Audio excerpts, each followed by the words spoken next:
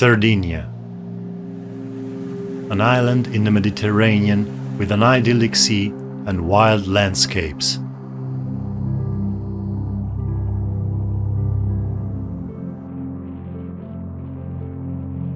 An ancient land shaped by time.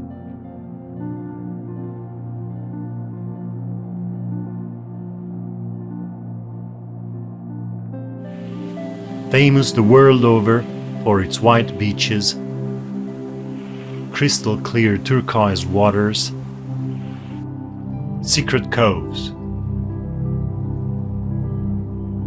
Everyone who comes here takes home vivid and colorful memories, and perhaps a little melancholy.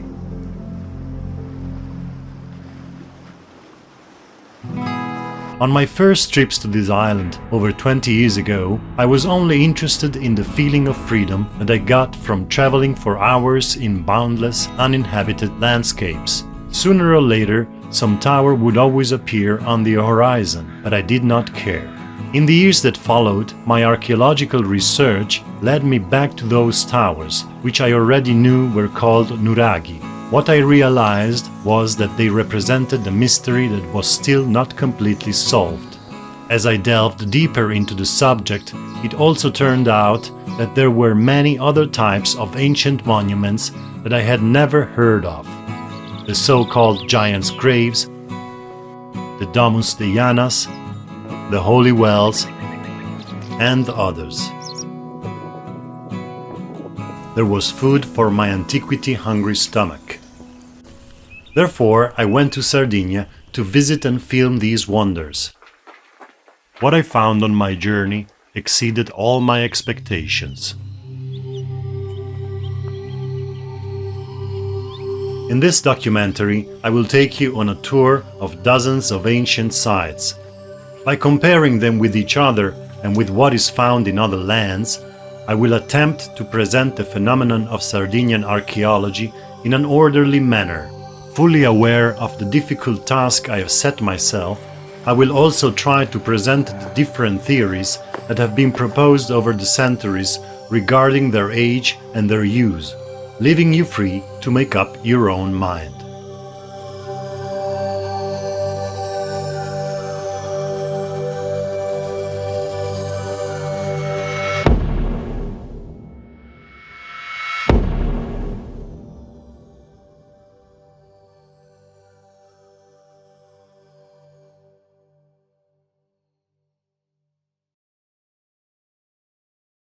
Certainly the most widespread ancient remains in Sardinia are the nuraghi. Their estimated number varies between 5,000 and 8,000, but a complete census has not yet been taken. It is, however, an immense number if one considers that the island, although large, covers little more than 24,000 square kilometers. The nuraghi are unevenly distributed over the territory, with areas of higher density and regions where they are almost completely absent. From the NurNet site, the most comprehensive online database of Sardinian archaeological sites, we can get an idea of their distribution.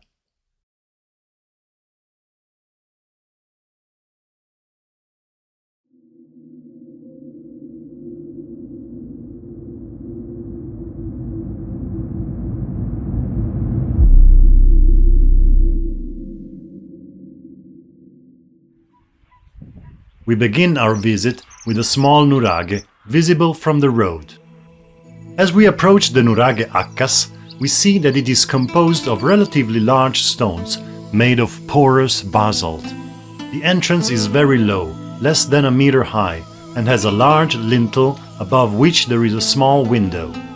Just inside the entrance is a short corridor with a triangular cross-section that leads to a small room with a partially collapsed corbelled roof. The manufacturing quality of the stones is rough, with large stones of various shapes connected by what appear to be smaller stones that fill the gaps between one large stone and the other.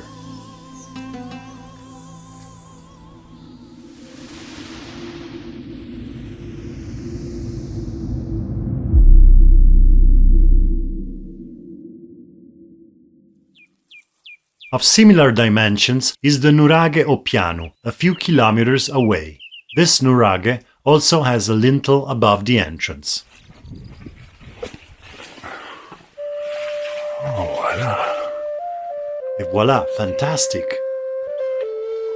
The vault is better preserved, presenting only a small hole at its top. There is also a small niche in one wall, and from the corridor leading from the entrance to the room, there's a staircase that seems to have given access to an upper floor. Today, it is partially collapsed and not accessible.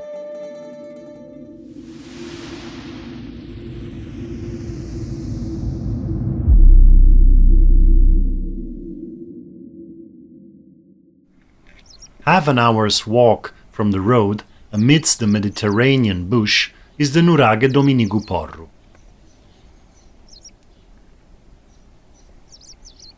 This nuraghe is also composed of very large boulders, but the lintel is cracked. In general, the nuraghe is in poor conditions with a collapsed ceiling.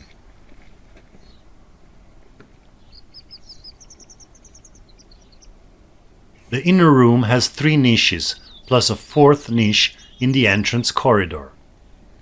Again, there is a small window above the entrance lintel.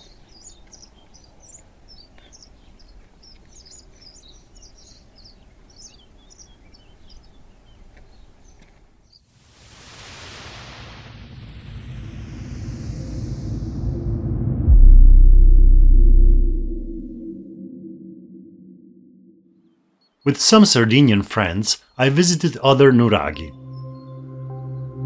The nuraghe ai de Muru initially did not seem to be accessible as it was overgrown with prickly pears. Thanks to the perseverance of my friends, we finally found a passage through the fig trees and were able to reach the entrance to the nuraghe. The nuraghe has the usual niches, but there is a new feature. When looking carefully at the joints between the boulders, the impression is that the smaller boulders have literally been smeared into the cracks.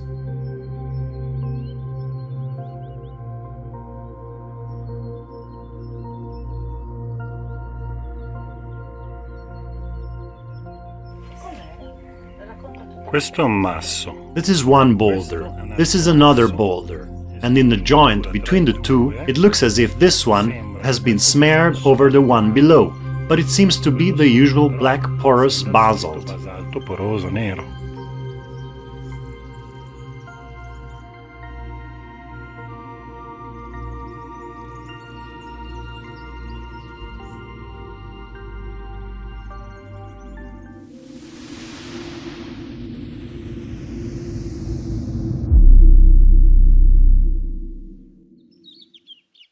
In order to reach the nuraghe Zipirio, we had to follow the GPS indications in the midst of the dense Mediterranean bush. Once again, I was astounded by the size of the boulders.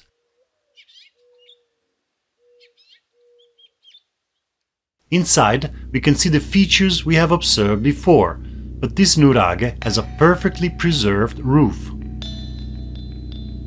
The nuraghe appears to be partially buried, and near the entrance there are signs that the nuraghe was recently used as a storehouse. Of particular interest is a very steep staircase leading up from the entrance corridor. Curious is the fact that the staircase, after climbing a few meters, appears to be deliberately closed.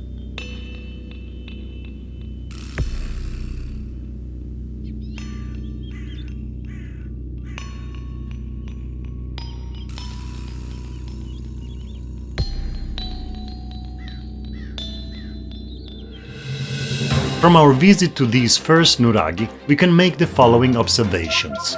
They are all made of stone blocks, sometimes very large, and are shaped as a truncated cone with a circular plan. The boulders are roughly carved and assembled, but the structure as a whole seems very stable and precise. They all have an entrance with a large lintel, a small window above it, and a triangular entrance corridor leading to a room with a pseudo-cupola. In some there are niches and staircases branching off from the entrance corridor.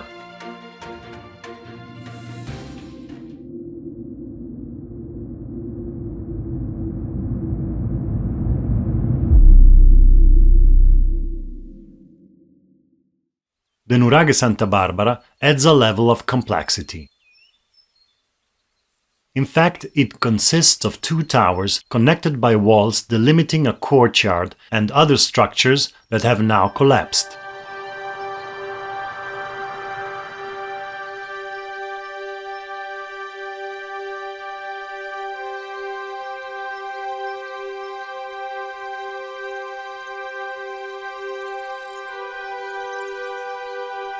The large boulders at the base of the biggest tower open into a doorway that leads to a large room, 7 meters wide and at least as high.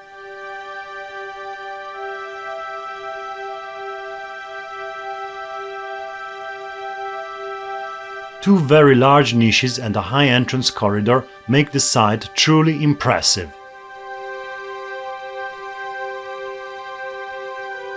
From the corridor starts a staircase that spirals up around the main room and leads to the first floor, where some structures still stand. But the majority of the upper part has now collapsed.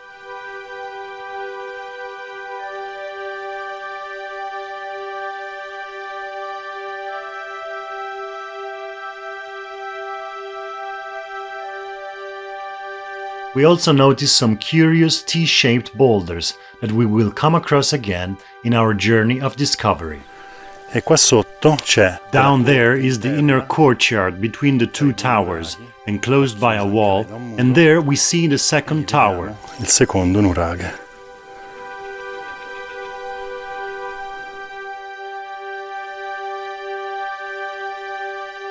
After crossing the courtyard, we enter the second tower. This one is much smaller, but has a new feature. Along its entire perimeter, at a height of about half a meter, there are tall, narrow slits that cross the entire wall. Later we will reason on the hypotheses that have been made to explain them. Come sempre. As usual, when seen from the outside, this nuraghi does not seem to be particularly large. You only realize how big they are when you enter the inner rooms and when you look at the size of these boulders, which are all megalithic. Questi massi che sono tutti megalitici, tutti. Ecco, questa è quella. Here's the second entrance. Seconda entrata.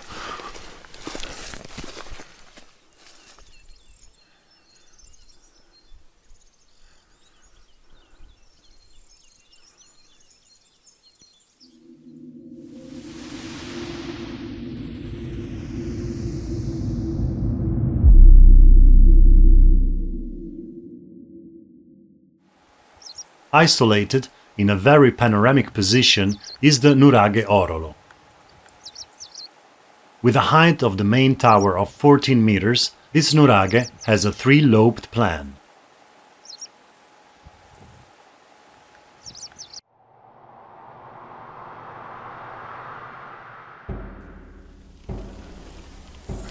We now enter the nuraghi Orolo. Past the entrance lintel, we encounter an antechamber that leads to a couple of rooms and a further lintel that marks the entrance to the main tower. Qui c'è un passaggio che ci porta. Here is a passageway leading to a side tower. La torre laterale.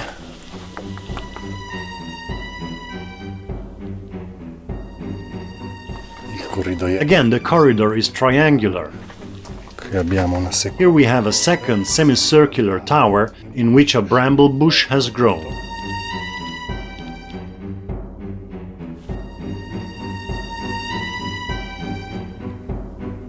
E questo architrave. And this lintel is gigantic.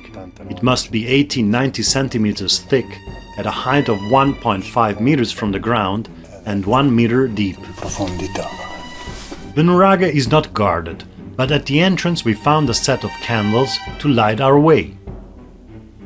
The spiral staircase leads to the first level. Viviamo un po' We live the experience of the original users of these places. questi luoghi. The room on the first level still has an intact ceiling. Continuing on the staircase, we reach the top of the tower. From here I could enjoy breathtaking views.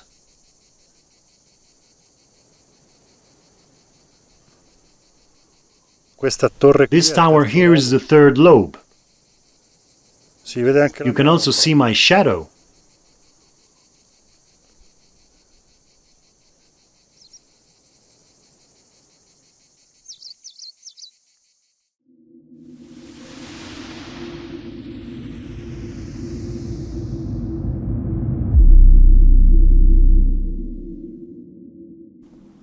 The nuraghi losa is another very massive three-lobed nuraghi. Some of the boulders at the base are gigantic.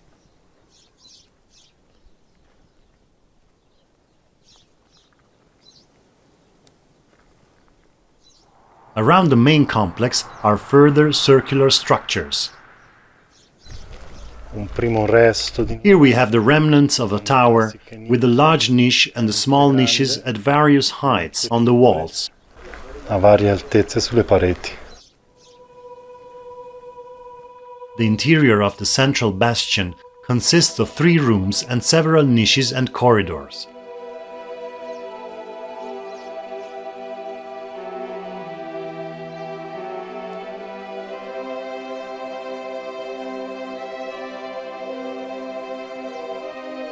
The central room is surrounded by 3 other rooms that form the lobes. Altre nicchie, Other side niches, again 3 in number. il numero di 3. La stanza principale, From the main room we move to another side room, which is not circular. che non è circolare questa. The third room has no niches and the ceiling has collapsed. Questa è una stanza principale. This is again the main room we visited earlier, and here there is a passageway that should take us to the upper floor. Al piano superiore. It is possible to ascend above the central room with a helicoidal ramp to a first floor where I found a second room on top of the first. Originally, there was probably a further level as the ramp goes on for a short distance.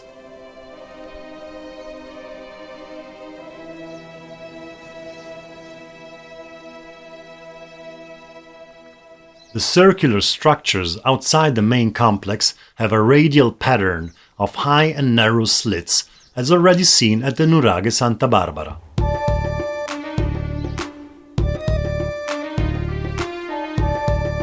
The fourth room is only accessible from the outside through a doorway at a height of about 1.5 meters.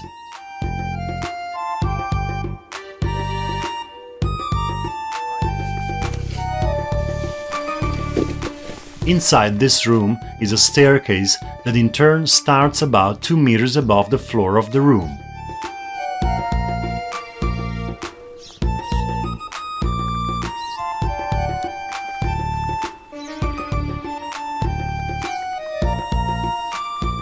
Un'ulteriore struttura circolare. Here we have a further circular structure with slits very similar to the previous ones, but 10 instead of 8.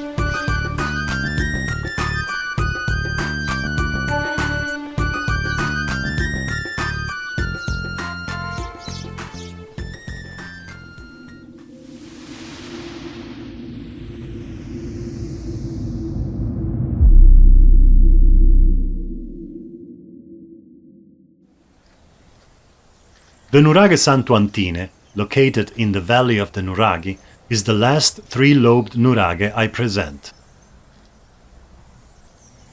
This nuraghi also consists of a high, well-preserved central tower and a surrounding bastion with 3 rooms, one at each end of the triangle. Qui c'è un'entrata che ricorda Here we have an entrance that vaguely resembles an old keyhole, with a huge monolith as its lintel. come architrave. Around this nuraghi are other smaller structures. The entrance, closed by a semi-lobe of the general plan, leads to a courtyard. As expected, it's too low for me. 7 corridors branch off from the courtyard.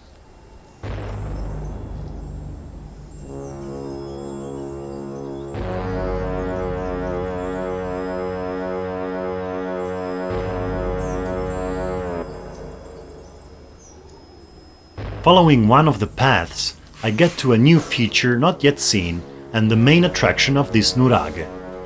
2 long tunnels, up to 4 meters high, connect the side rooms to the third room. Other tunnels create further connections between the various inner rooms of the nuraghi. And here again a very low passage. I had to duck down, it will be 1.5 meters high. Here we are in the room we saw before from outside through the slit. Here is another gigantic tunnel. This one is probably even more than 4 meters high. A deviation takes us back to the courtyard we saw before. This is a semicircular tower with a whole series of slits. And here we reconnect with one of the main galleries. The galleries also repeat on the first level, but today they are open.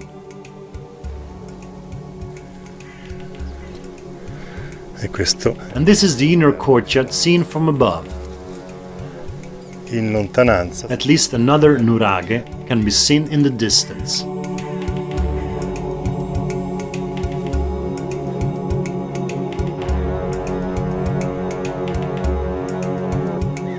Again, there are vaguely T-shaped boulders.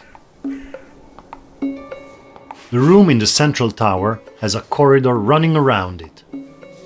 This is a new feature.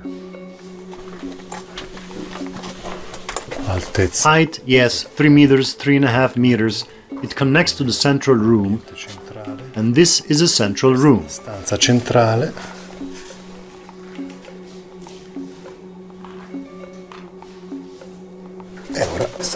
And now we go up to the first floor with this staircase, also very high.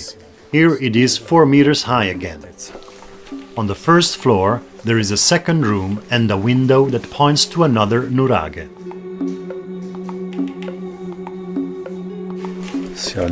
We now go up to the second level. At the top of the nuraghi there is a third room that is now open. The whole structure appears as a large labyrinth.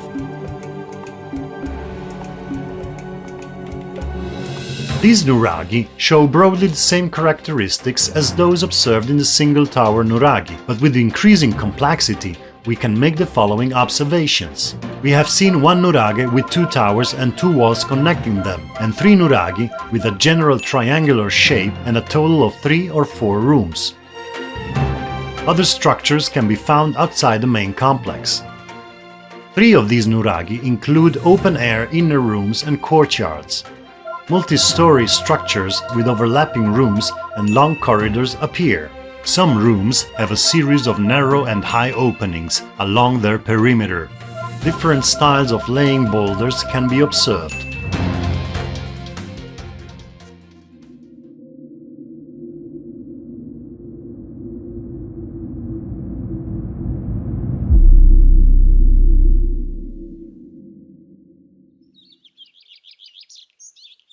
The nuraghi Mesomaiore stands on the edge of a plateau and is in a moderate state of preservation.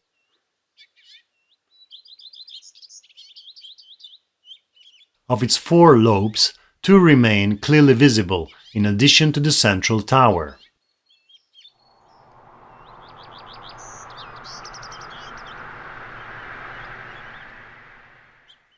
A very imposing wall. It must be 5 meters high, with the rest of the tower going up another 2. It is quite unsafe, so we are not going to try to climb it, because it is not recommended. But you see, there is a very nice main tower, this wall here. Unfortunately, it is all overgrown with vegetation, as you can see. There is a courtyard here. The interesting thing about this nuraghi is that it appears buried, despite its elevated position. What at first appeared to be the entrance door, after further observation, turns out to be the small window above the lintel, as often seen in other nuraghi. This means that at least a couple of meters of earth were deposited. We will come back to this observation.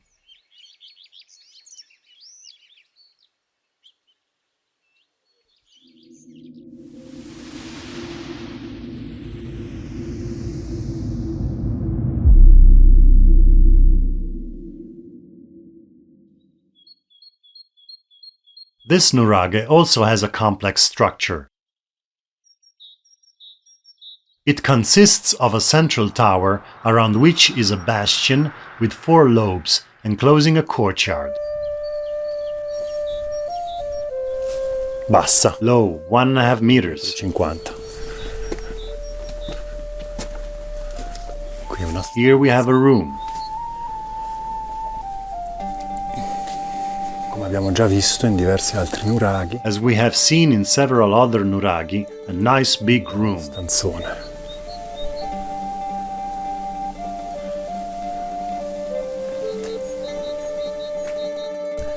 Qui abbiamo un'altra stanza. Here we have another room, which has partially collapsed, although, as you can see, there is the usual triangular corridor.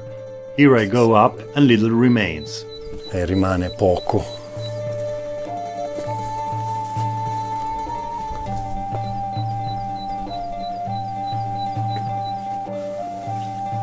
Ecco, questa è la stanza principale. Here is the main room. There is a huge lintel again. Nuovamente gigantesco. Siamo all'interno senza... We are inside the main room. As you can see, there are gigantic boulders here too. I can't illuminate sufficiently the ceiling in order to film it, which must be 5 or 6 meters high. 6 metri. Very interesting is this triangular entrance, which at its highest point will be at least 4 meters high. The pseudo-cupola of the central tower room is still intact, and it is possible to go up to the first floor, where we find a second room that is now open. And here we can see down into the courtyard where we were a moment ago. At the top there is also a small room that I could not come to terms with. Praticamente. Basically, there is a hole that ends there. E finisce lì. Remains of an additional outer wall with 4 towers were found.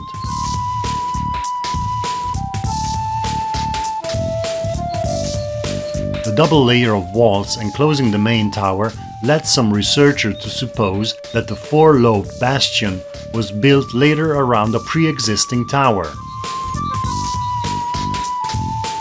Its name, nuraghi lugerras, which means lantern in Sardinian, derives from the discovery of numerous terracotta votive lanterns.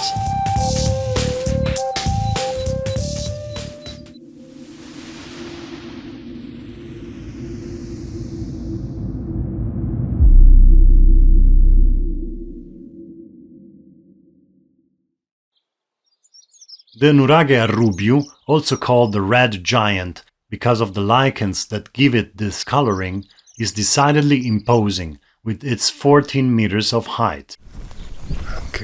Here too, there are definitely large boulders, not squared in this area. With this nuraghi, we are talking about an actual nuragic complex, as it consists of a central tower surrounded by 5 towers, around which is an outer wall with another 7 towers. The structure gives way to several large courtyards. The size of the boulders is enormous, and on the wall of some of the towers there are the now well-known vertical slits delimited by large boulders placed vertically. Blocchi. Megalithic blocks, some again well squared off. Quadrati.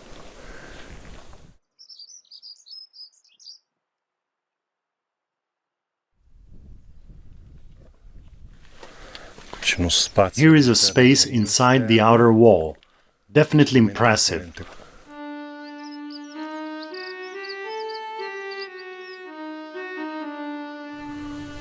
Tutta una a whole series of niches and slits. feritoia.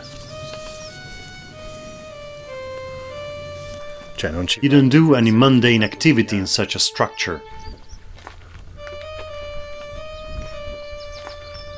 un altro ambiente Another turret room, also enclosed, also with a series of niches. nicchia. Un'altra torre. Yet another tower with a similar structure and another large niche.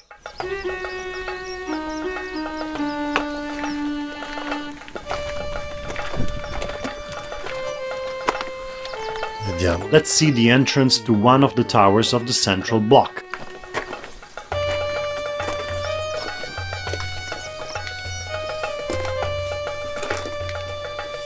In the innermost courtyard, there are considerable constructional differences in the way the boulders of the central tower and the side walls are assembled.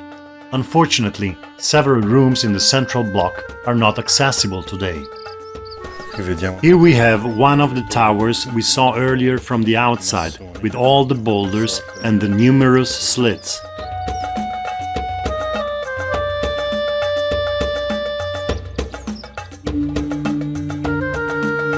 The corbelled ceiling of the room in the central tower is among the best built and preserved of those I have visited. Qui mi sembra. There seems to be another tunnel here. Also, in this nuraghi we encounter a labyrinth of rooms, courtyards, narrow tunnels and stairs with megalithic steps. Qui arriviamo con un'altra torre. And here we come to another tower that has numerous slits. O feritoie. The workmanship is very rough, nevertheless, it all stays together. It is surprising how shapeless and apparently roughly assembled boulders alternate with very well cut and precisely shaped ones.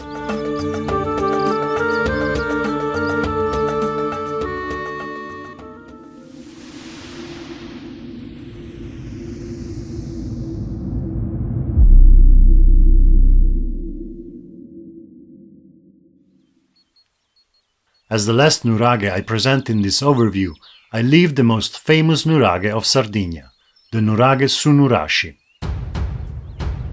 It is a large nuragic village composed of innumerable structures surrounding a central four-lobed bastion, inside which is a three-tiered tower 18 meters high. Around the bastion is a further five-lobed structure. The largest boulders weigh up to 3 tons, and the entire structure consists of 35,000 cubic meters of rock, with walls up to 7 meters thick. Many different building styles can be clearly identified, especially with regard to the size of the boulders, which are larger in the central bastion and gradually become smaller in the surrounding structures.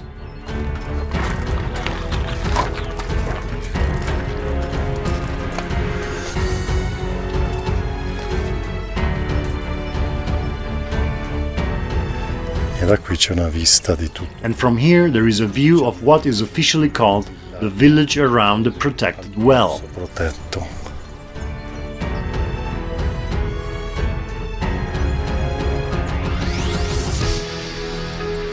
The large inner courtyard in the shape of a half moon houses a well.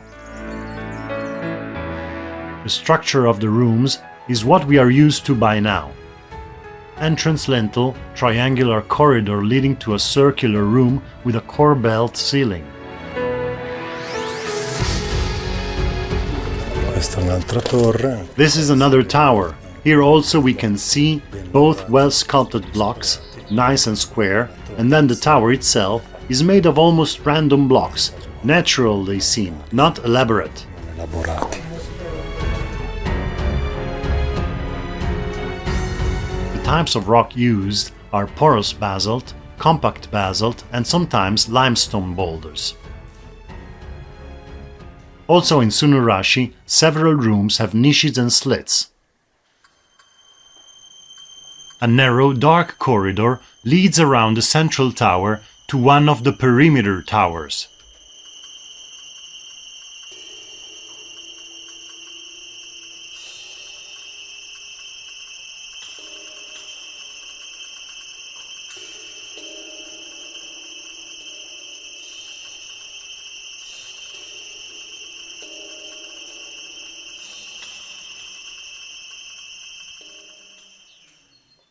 The walls around the courtyard, 10 and more meters high, are very imposing.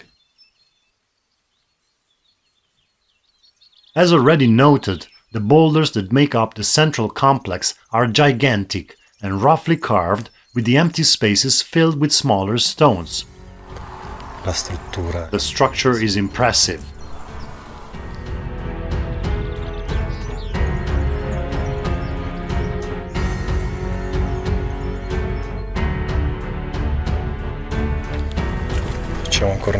Just a quick walk among these constructions.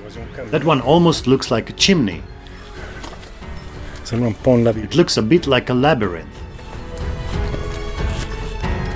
In the peripheral parts of the village, we come across several well-worked boulders for presumably mundane purposes, rooms of various sizes, and narrow passages. And here we have a whole series of square, well-cut boulders. According to our guide, each of these has a weight of 1400 kilograms.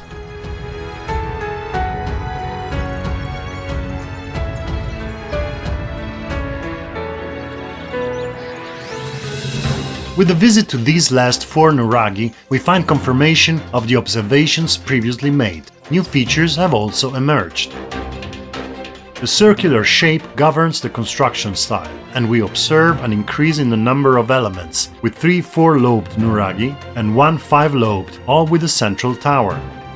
A series of further towers and walls partially surround 2 nuragic complexes, creating new courtyards. Once again, we notice different styles of masonry. I visited other nuraghi and found that, as much as they all have similar characteristics, each one has unique features.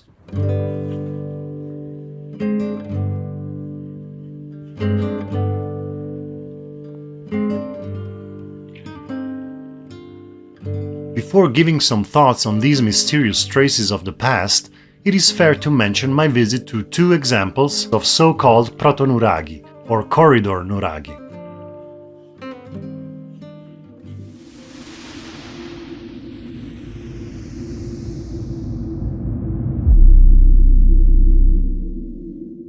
The Protonuraghi Bruncumadugui is located on the Giara di Gesturi, a plateau of more than 4 square kilometers, which is very beautiful from a naturalistic point of view and where a herd of wild horses survives.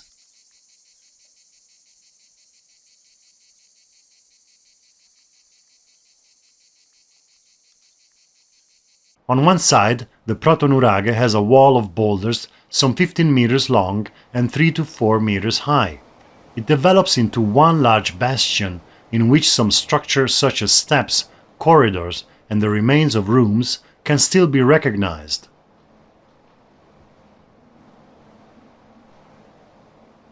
Although the shape of the wall is curved, I was not able to find any round structures as in the more classical nuraghi.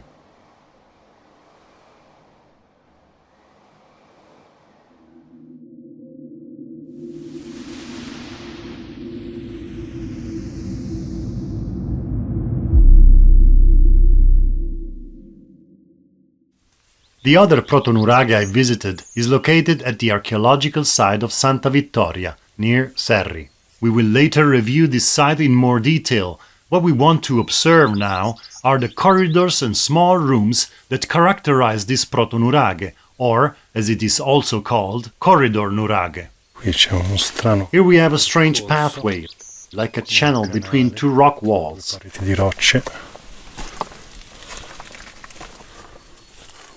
Here, too, we do not recognize the classic circular shape of the other nuraghi. Before proceeding in my presentation, it is important to remember that these observations are based on about 15 nuraghi, and if we remember that there are an estimated 8,000 of them, we are talking about less than 0.2%. The visit to other nuraghi will certainly lead to the identification of further features. While it is true that the single tower nuraghi, which are the vast majority, appear to be similar, differing mainly in their state of preservation and size, the complex nuraghi are all different in shape, size and complexity. After visiting the nuraghi, I was obviously very impressed. I was amazed by their quantity, size, uniqueness, and, last but not least, the silence surrounding them. We are talking about an immense amount of stones and boulders that have been moved and still survive in the form in which they were originally placed. Anyone who has been to Sardinia has probably seen them, and although they may be inconspicuous from afar, a visit up close shows remarkable structures.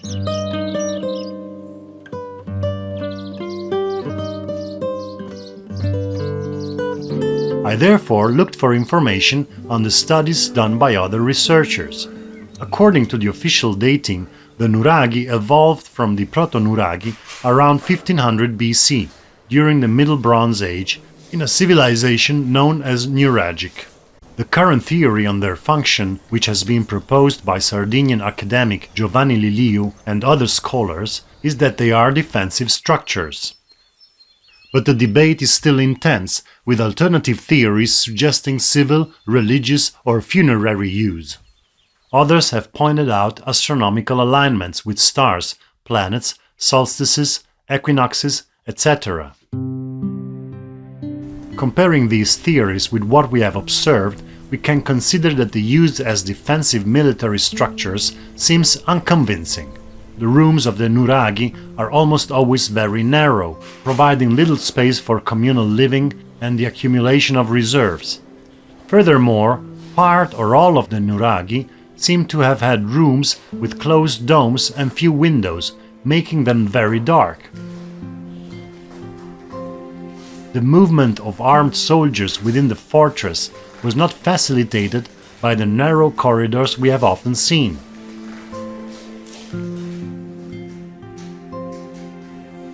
In this sense, a group of Sardinian researchers did an in-depth study and concluded that, if we consider them to be fortresses, the nuraghi were very poorly designed. According to this Sardinian research group, these are oriented to important places in the firmament, the stars, astronomically relevant places such as sunrises, sunsets, solstices, and equinoxes. However, they also did a study where they put themselves in the hypothetical defenders of the nuraghi, with armor, shield, bows, arrows, everything, and they showed that, for example, look at this slit. If this were a slit for shooting arrows, what is my range? Very few degrees. An enemy just stands on the edge of the left or the right boulder and I can never hit him. The same with this, you see?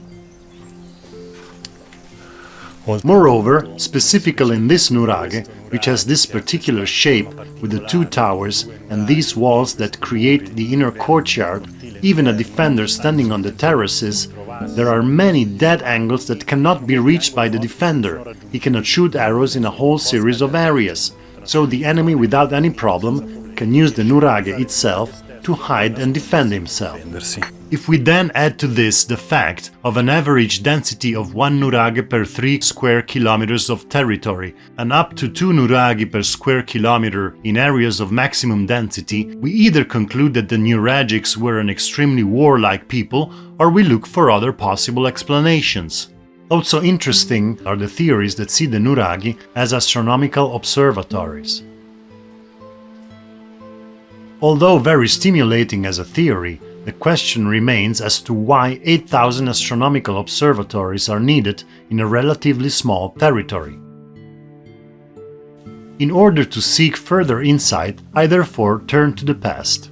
I wanted to find research on the nuraghi dating back to a few centuries ago, when the first scientific archaeological investigations were carried out in Sardinia.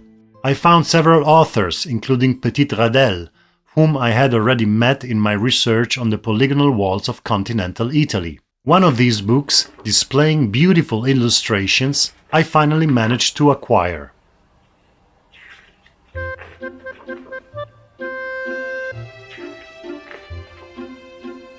It is Viaggio in Sardegna, published in 1840 by Alberto della Marmora, an Italian general, cartographer, naturalist, and politician. During several long stays in Sardinia, della Marmora made in-depth naturalistic, geological, cartographic, and archaeological studies of the island. The result was a trilogy of volumes in which all these aspects are presented scientifically and in great detail. The volume I obtained, subtitled Antiquities, describes in detail his visits to numerous nuraghi and other Sardinian archaeological monuments, which we will discuss in a moment. The sites he visited have been described in words, artistically drawn, topographically surveyed, and sometimes depictions have been made that place them in the territory in which they are located. At the end of the chapter on the nuraghi, Della Marmora reviews the theories developed from antiquity to his own time regarding their origin and use. In De Mirabilis Auscultationibus, a text now considered pseudo-Aristotelian, he speaks of how in Sardinia one finds buildings with admirable domes, whose construction is attributed to Iolaus, son of Iphiclus and grandson of the famous Hercules.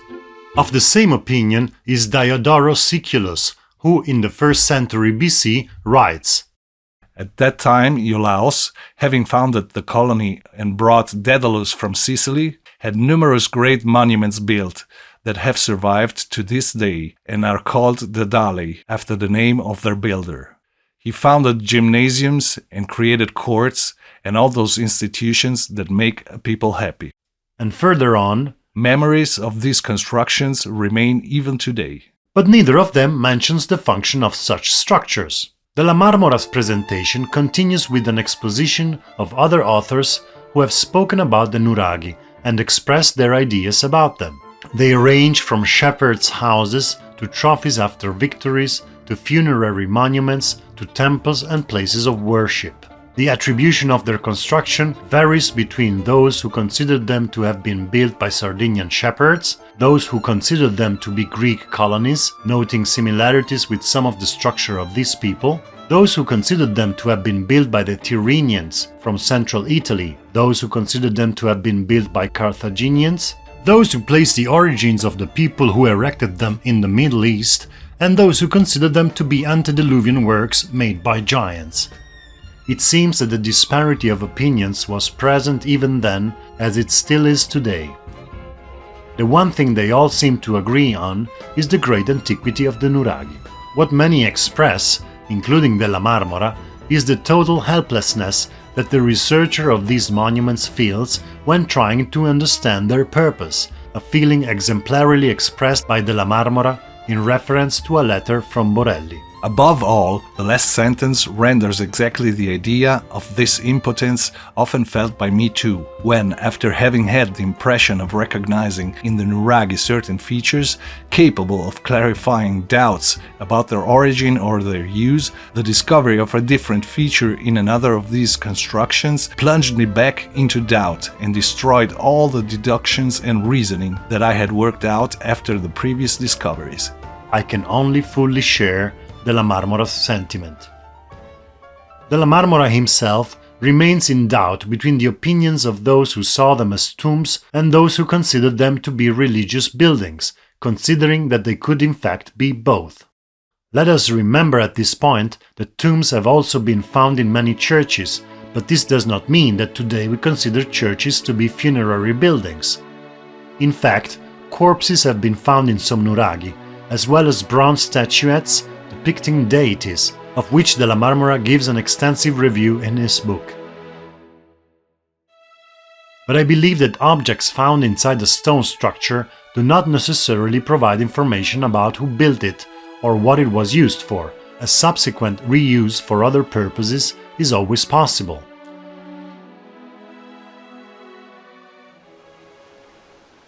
Let what we have seen and discovered about the nuraghi settle while we explore the other ancient works Sardinia has to offer.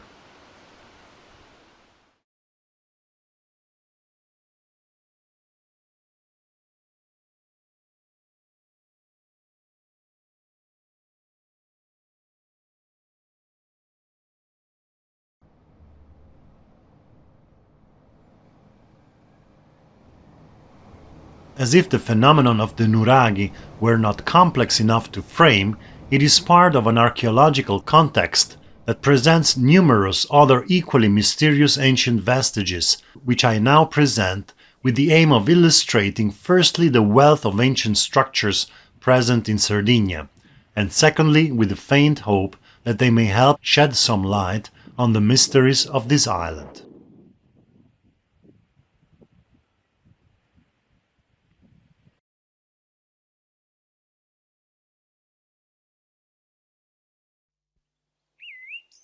Giants' graves are also widespread in Sardinia.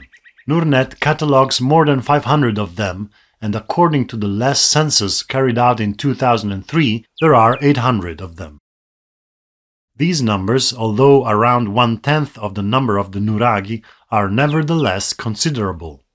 But let us see what these monuments look like.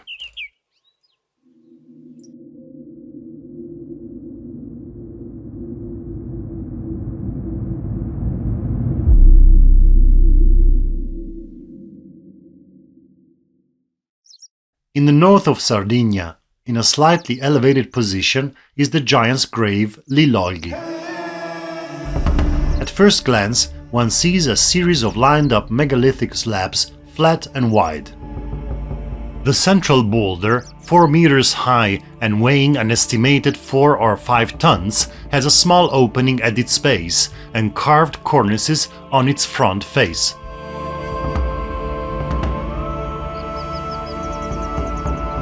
Allora, la lastra... So the slab I estimate to be about 4 meters high, has a width of 1, 2, almost 2.5 meters and a depth of about 23 to 25 centimeters. Circa 23-25 centimetri.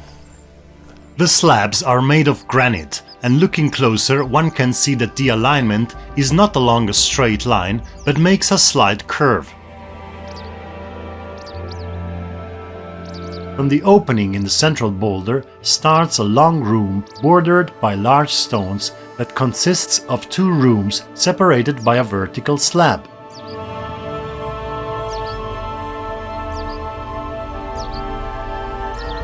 Around it, the remains of a larger structure made of small stones can be identified.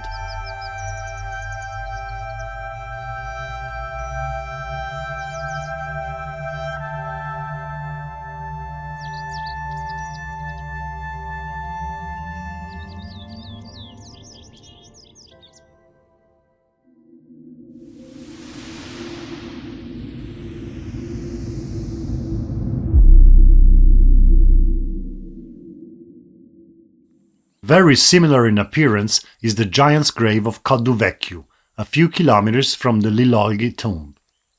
The central slab even reaches a height of 4.4 meters. The general characteristics are very similar, with a small opening at the base of the central slab, also decorated with carved cornices. Molto simile a Lilolghi. Very similar to Lilolghi, placed on a sloping terrain. There are 6 stones on each side, so 13 in all. Quindi 13 in tutto. The room behind the stones is better preserved and still has a number of roofing stones as well as the walls bordering it.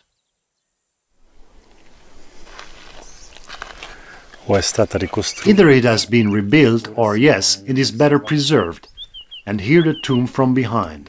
Yes, here one can see also the ovoid shape of the back. Sì, qua si vede anche la forma ovoidale della parte dietro.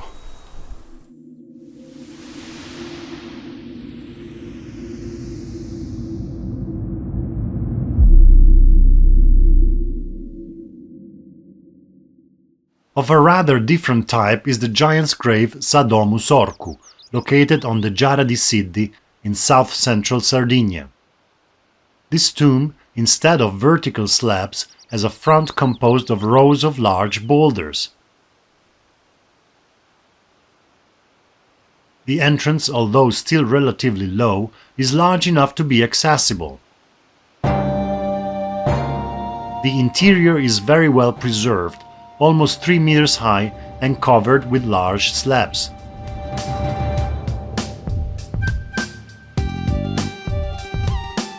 This tomb also features a side niche. The length of the room is over 12 meters.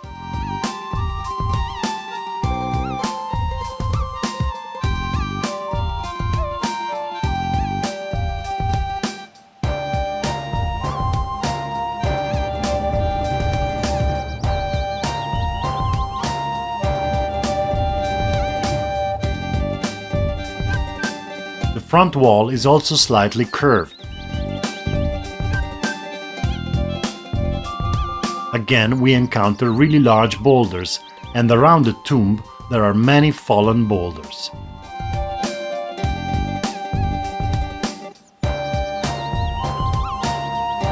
The overall height is about 4 meters.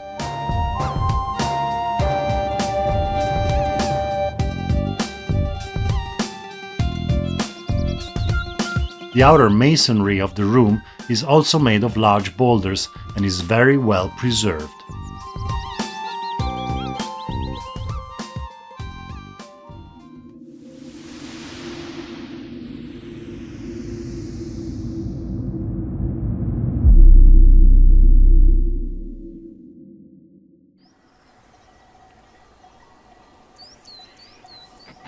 The last tomb I am presenting is also of a similar shape.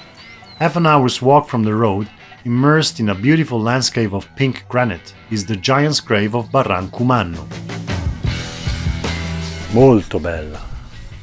Very beautiful, very large, very well preserved.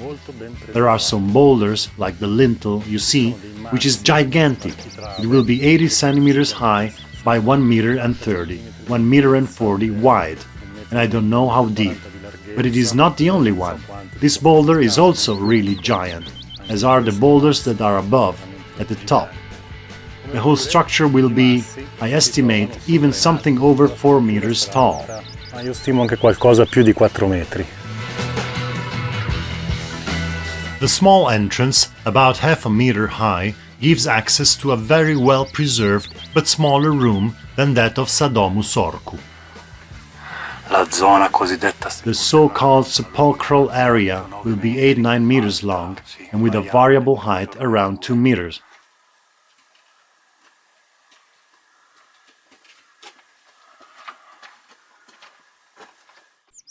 The outer wall of the room is covered with trees and seems to merge with the natural rocky substratum. Quelle sono proprio le rocce. Those are the rocks of the front, and this is where the entire inner chamber develops. Again, there are giant roofing slabs leading to the curved front exedra. And from here you can see that the two wings, the two horns, bend slightly forward. In avanti. There are magnificent weathered rocks in the area.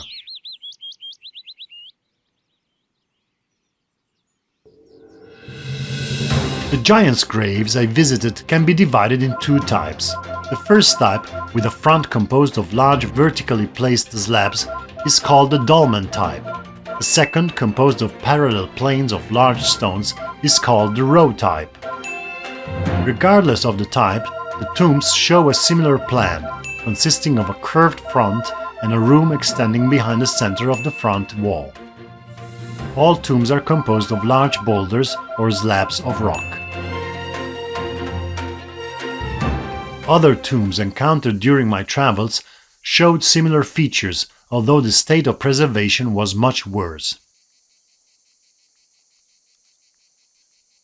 To the mystery of the nuraghi, we can now add that of the giants' graves. Going in order, let us start with the name. It is believed today that the term giant's grave is a figment of popular imagination. According to tradition, these large monuments were intended to house the remains of the deceased of a mythical population of giants who lived on the island in the distant past. We will return to this subject. According to official archaeology, the giants' graves date back to pre-nuragic cultures, to 1800 BC, later taken over and modified by the nuragics during the Bronze Age, and were funerary monuments in which the bones of the deceased were collected.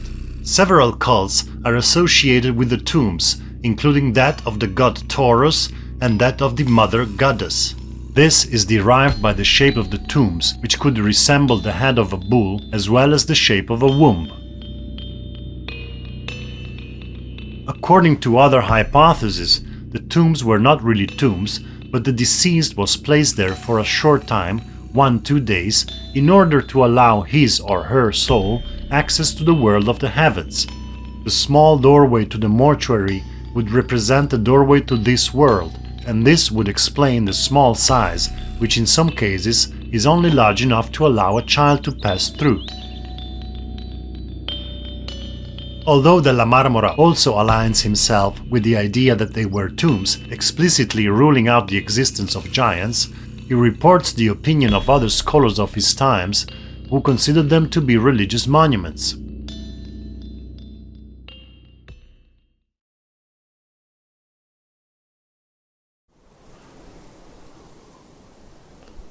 We continue our voyage of discovery by presenting another type of monument scattered over the territory of Sardinia.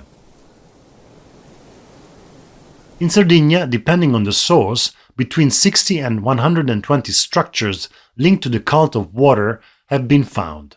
Some of these are called holy wells.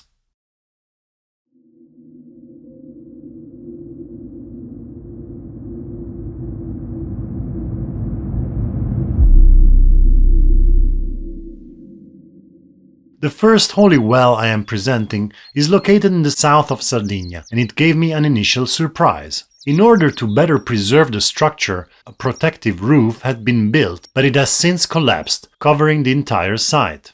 However, other visitors have opened a passageway that still allows the well to be visited.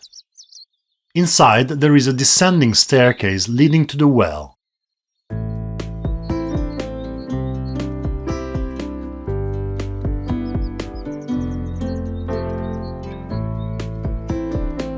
Two stone beams cross the descending corridor.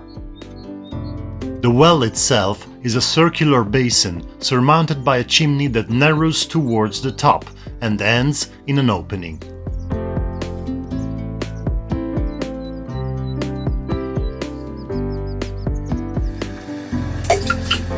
The well still contains water.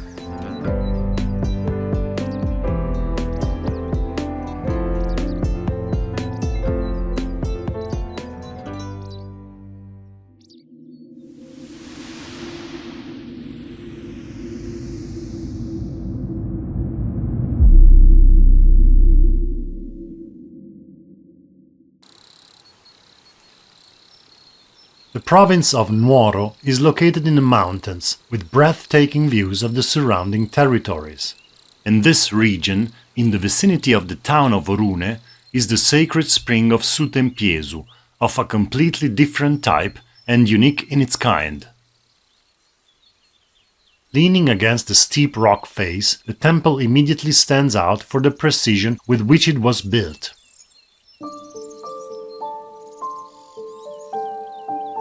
It is also noteworthy that its boulders are made of basalt, a stone that is not found in the area and must therefore have been brought from a quarry presumably 40 kilometers away. Part of the roof has collapsed due to a landslide that almost completely covered it. It was discovered in the 1950s during work on the aquifer.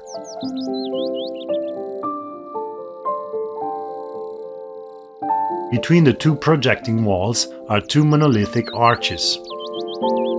The pool itself is relatively small and grafted into the stone structure, with steps below the surface of the water, as well as inverted steps on the ceiling. In order to make the pool watertight, lead was poured between the boulders.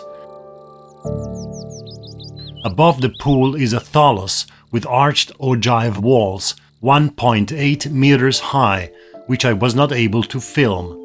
In the pool is a ditch presumably designed to accumulate silt and keep the rest of the tank clean. The water inflow is via a hole below the water level. An external drain leads the water to a second small pool located a little further downstream beyond the small wall.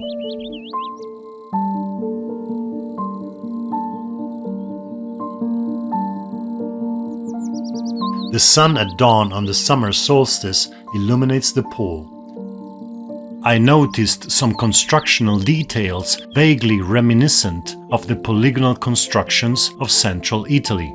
In addition to single boulders with more than 4 sides, other boulders have been cut at an angle. Some small niches are included in the walls.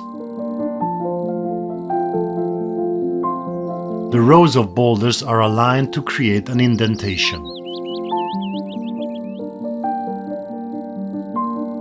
Part of the roof dripstones are made from individual blocks into which the dripstones have been carved.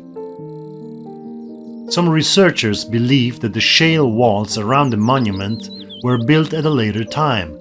Others believe their construction is older.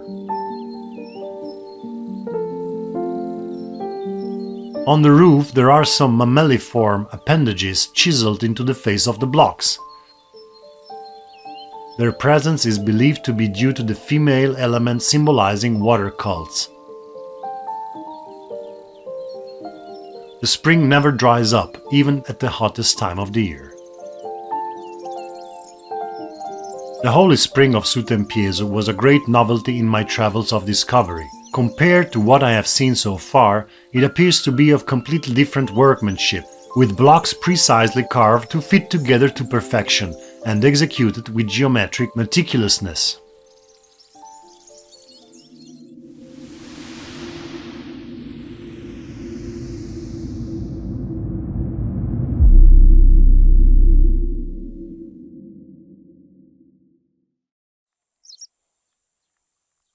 Among the island's most renowned monuments is the Holy Well of Santa Cristina. Its fame is more than deserved. Approaching the well, we initially encounter a wall that, although well built, still recalls the typical construction style of the nuraghi. But inside 2 levels of walls appears one of Sardinia's archaeological wonders. A trapezium bordered by perfectly sculpted blocks opens in the ground. A flight of steps leads downwards for several meters to a large circular pool containing water at 2 levels of depth.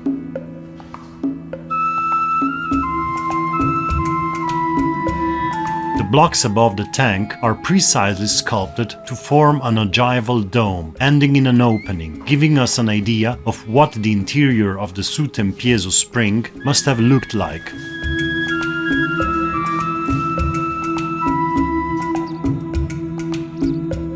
At Santa Cristina, we also recognize the indentation formed by the rows of boulders, as well as the inverted staircase on the ceiling and some polygonal boulders.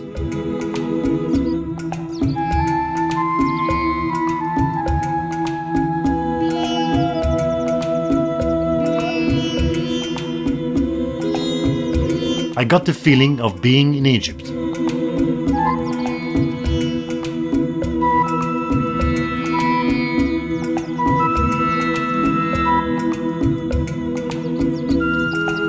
We also find the T-shaped boulders previously seen in some nuraghi. The outer wall enclosing the well has oval shape and the inner wall a keyhole shape, a form already seen in other archaeological sites outside Sardinia. At Santa Cristina we also have astronomical alignments. On the days around the equinoxes, the sun enters through the staircase and illuminates the pool. Furthermore, every 18.6 years, a time that corresponds to the cycle of the lunar nodes, moonlight enters through the hole at the top of the well and illuminates the entire wall down to the surface of the water. The well of Santa Cristina is certainly one of the archaeological jewels of the island.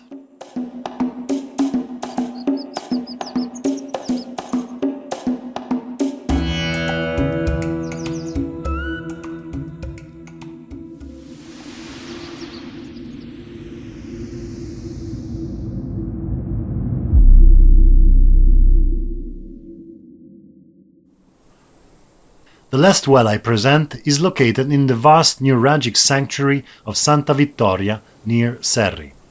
This is the same village where we found a Protonuraghi.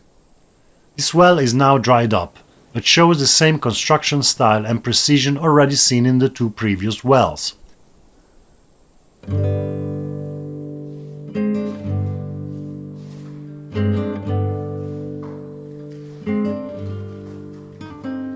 Two small openings are presumed to channel rainwater into the well. comunque chiaro. It is clear that the workmanship of this well is definitely of a higher quality than what we have seen so far at this site. The body of the well is again keyhole-shaped. Also around this well is a small wall built in a much rougher style.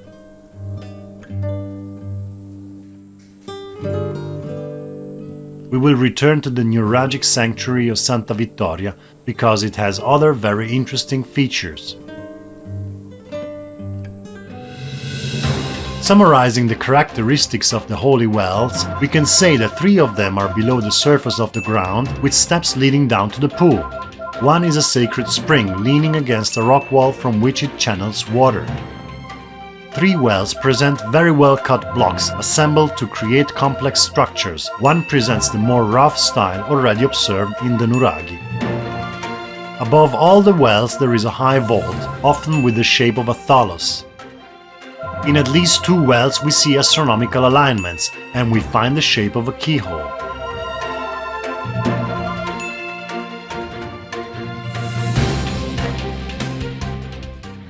The visit to the holy wells add further questions to the mysteries surrounding the island's ancient history. Officially dated to the late Bronze Age and early Iron Age, between 1200 BC and 900 BC, they are attributed to the nuragic civilization.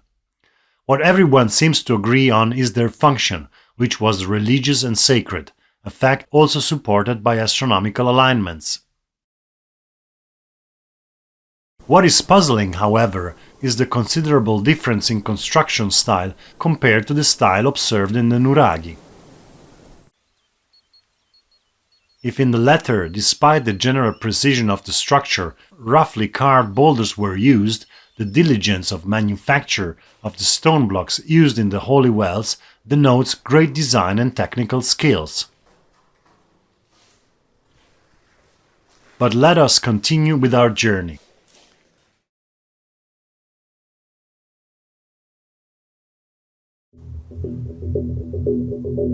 The Domus de Janas, literally House of the Fairies, are another archaeological phenomenon widespread throughout the island. More than 2,400 have been discovered, sometimes isolated, sometimes in large groupings.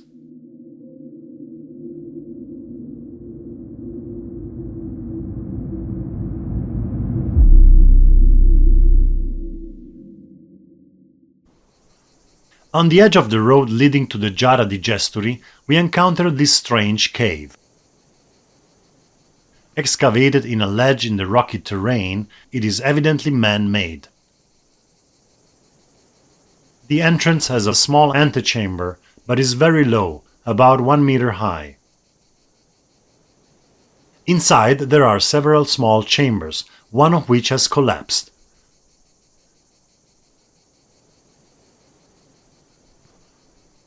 On the rock above the cave there are several carvings, but it is difficult to determine whether they are man-made or natural. We did not even know about this place. We were on our way to see the Giara Digestory in the hope of encountering some wild horses, and on the way, at the roadside, we encountered this place.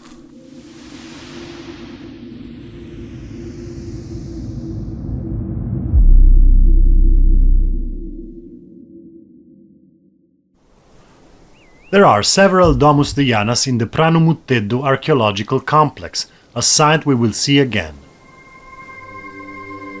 The first penetrates the living rock in a flat area, but was not accessible as it was still filled with water. Others can be found on a small rocky hill. The entrances in some are decidedly small, barely allowing a man to pass.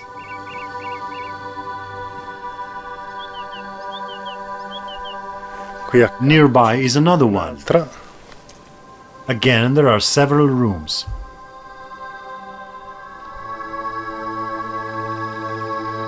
The internal spaces tend to be small, with square floor plan and square entrance. In this one we can clearly see that there was a room that is now no longer indoors, but is outdoors, and was formed by this boulder that has since collapsed.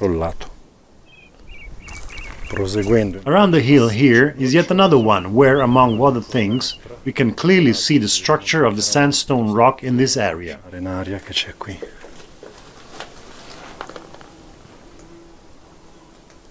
Tutte le All the slopes of this hill are strewn with Domus de janas. pendenze di Domus de Janas.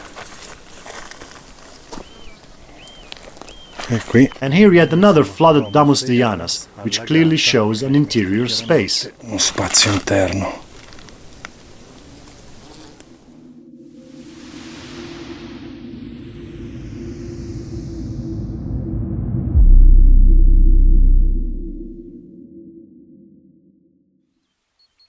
Near the town of Pimentel, in the company of Luigi Muscas, we visit another complex of Domus de janas. Again, they are excavated in an area of outcropping rock. The first one we come across is very small, but has some engravings. The impression is that the rock was covered with a form of plaster on which these were made.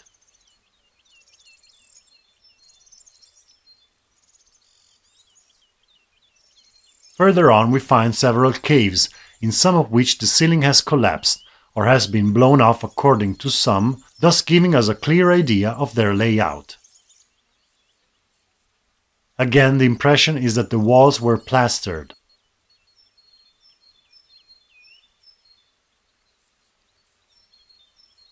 We also find a cave with a long entrance corridor carved into the rock, as well as a pair of so-called cart ruts similar to those seen in Malta. The caves develop like an underground network, sometimes with several entrances. But this one, you say, was always open on both sides? Yes.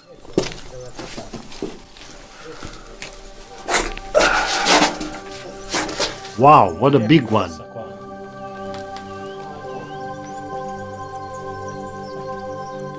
See how it's worked? Yes, All chiseled. right.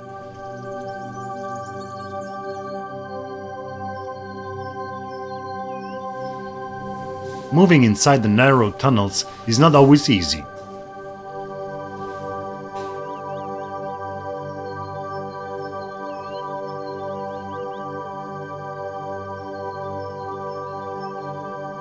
In another complex, a few dozen meters away, we come across a double pair of very deep cart ruts. These are very similar to those in Malta. They also cross each other. Crociano.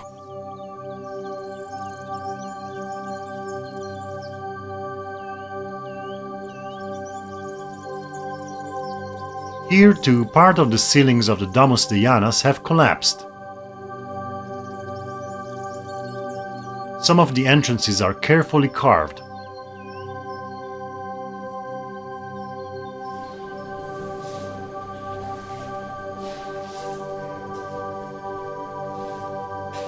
We also find much larger, almost habitable rooms.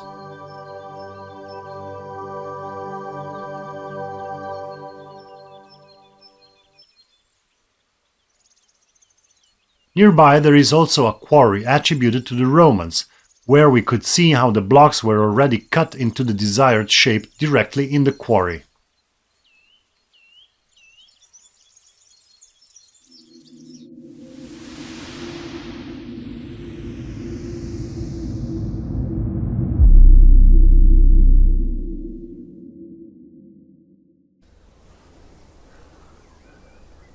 Close to the town of Villa Sant'Antonio are the Domus de Janas of Genna Salisci.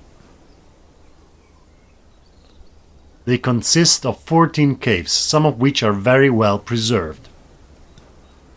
The main group is located on a slightly curved rock slope.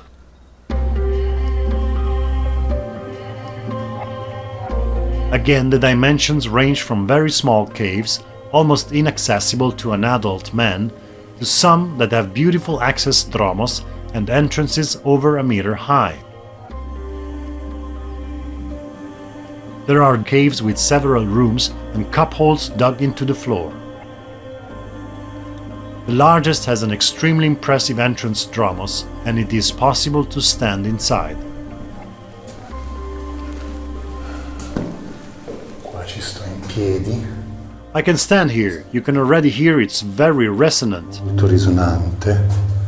In these caves I did some archaeoacoustic experiments, detecting a certain persistence in the resonance frequencies despite the different sizes of the various caves.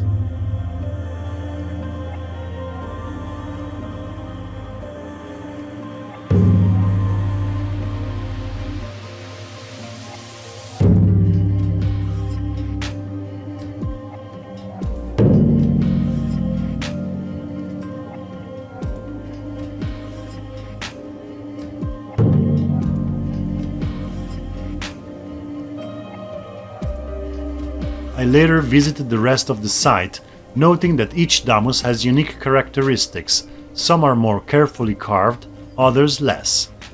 Qui ce n'è una a imboscata. Here is one hidden in the trees.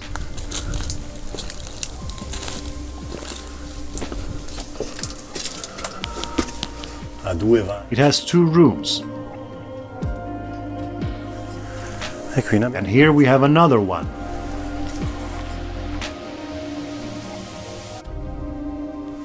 E di nuovo. And again 2 compartments. The peculiarity is that hexagonal passage that goes to the innermost compartment. Ecco carino. Here we come to yet another one.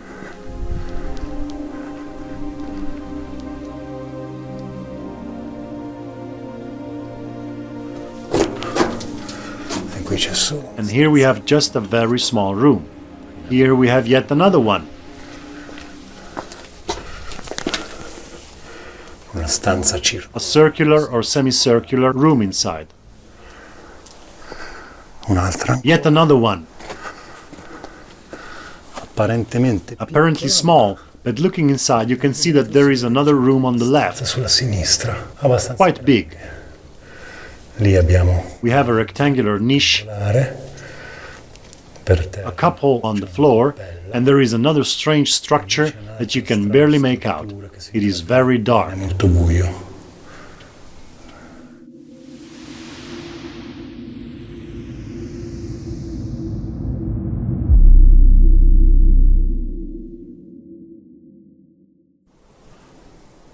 The last site of this type that I present is located near Bonorva. The hypogeic necropolis of Sant'Andrea Priu presents new characteristics when compared to the complexes visited so far. The site consists of more than 20 caves.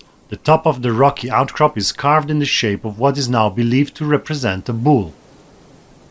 The bull is believed to have been destroyed in Christian times because it was considered to be a pagan symbol. Again, there are several small caves with several rooms and carvings on the floor. La roccia è ufficialmente The rock is trachytic tuff, a relatively soft volcanic rock. vulcanica, relativamente morbida.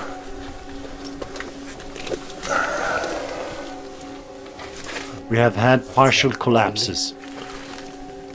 Some are definitely larger in size, with strong resonances, several rooms and more symbols engraved in the floor.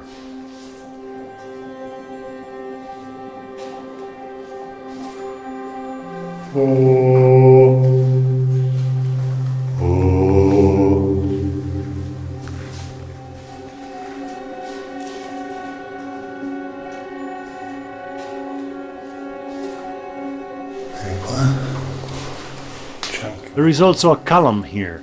The roof is sloping on 2 sides. Sui 2 lati. Tall, finely decorated caves alternate with very small ones.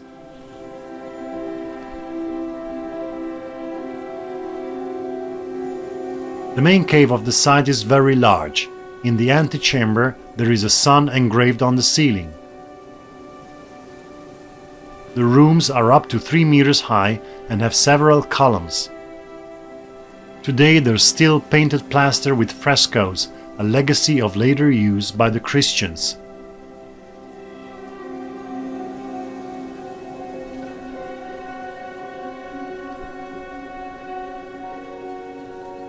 This cave has 19 rooms, 3 of which are very large.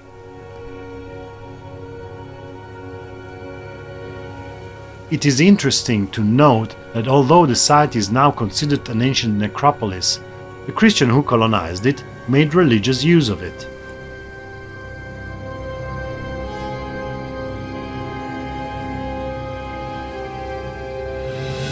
All the Domus de Janas we visited are carved into the living rock. They are generally small in size with a few exceptions. They often consist of several rooms connected by narrow entrances, sometimes not large enough for a fully grown man. In some cases, they have entrance corridors and carvings on the floor, ceiling and walls. In some, it appears as if the walls were covered with a layer of plaster. They are found individually as well as in large groupings. The Domus de Janas add to the list of remarkable sites on the island. Officially dated to the Neolithic period, they are believed to be between 4,000 and over 6,000 years old, and are said to have been built as tombs by pre-nuragic cultures. Their subsequent use, both by the nuragic culture and later by Christians, is evident from what has been shown. According to tradition, they were, as their name suggests, houses of the fairies. Della Marmora describes visits to some Domus de Janas, leaning towards their funerary use, but maintains some reservations due to details he observed that cannot be framed in the sepulchral explanation.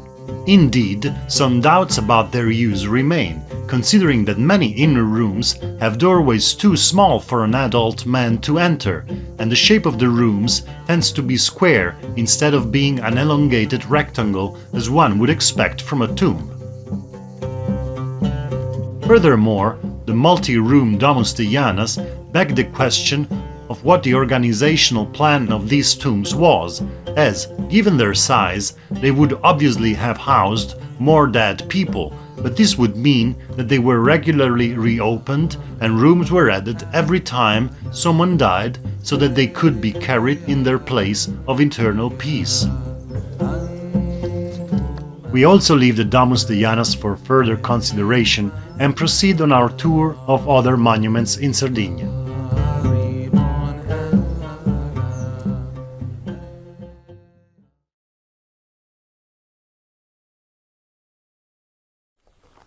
Since megalithism, as we have seen, is widespread in Sardinia, this official term is somewhat vague. I now want to present that aspect of megalithism linked to monuments found in many places in the world and generally referred to as menhirs and dolmens. In Sardinia, NurNet lists almost 100 sites with dolmens and about 120 sites where menhirs are found, making the phenomenon quite common.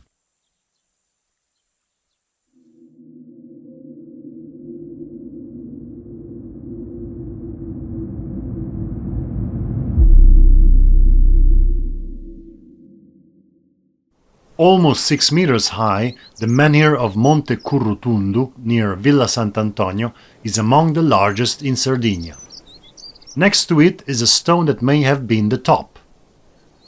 The single stone of which it is made is clearly worked to give it a tapered shape. It is about a meter in diameter at the base, one half of which is square, the other rounded. The total weight is estimated to be between 6 and 10 tons. On the walk through the fields that led me to this menhir, I encountered some cart ruts. I was left wondering whether they are ancient or recent.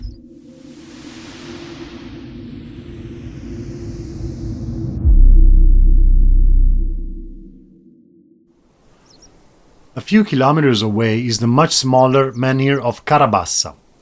It also appears to be chiseled, and the top is broken but put back in place. On my visit to this menhir, at the car park where I left the car, I met a gentleman who invited me to enter his grounds, where I found 2 large menhirs still standing and other large stones that have fallen to the ground.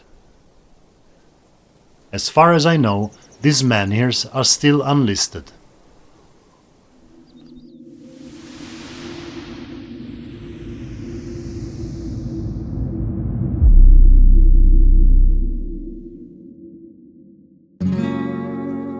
In the archaeological complex of Protonuraghi near Goni, and where we have already visited some Domus de Janas, there is a row of 17 menhirs.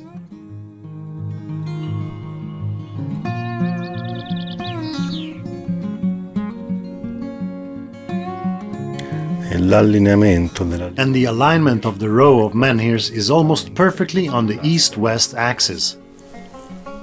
The largest ones reach a height of 2 meters. The entire site is strewn with a total of 60 menhirs. And here we have 7 menhirs again.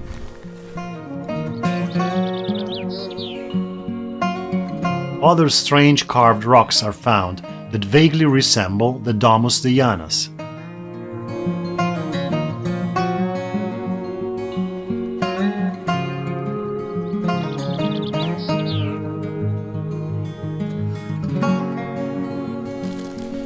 And this is the whole complex, set in a double or triple circle of stones. Di sassi. The Protonuraghi site would deserve a documentary of its own for the wealth of artifacts found here. For now, what I want to highlight is the presence of a large number of structures of different types, among which are also many menhirs.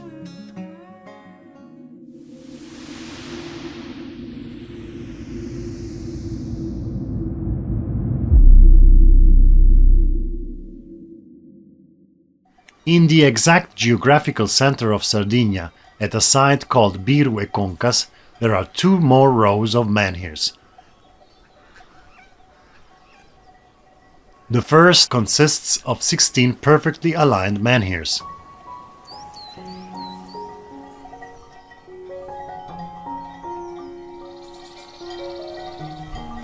Curious and incomprehensible row of menhirs. The second row, which is even longer, comprises 20 standing menhirs and a couple of fallen ones, over a length of 40 to 50 meters.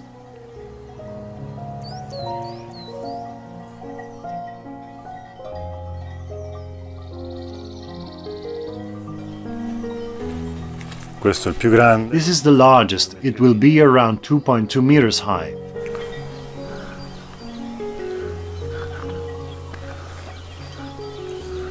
Here you can see that the alignment is really good. Ottimo.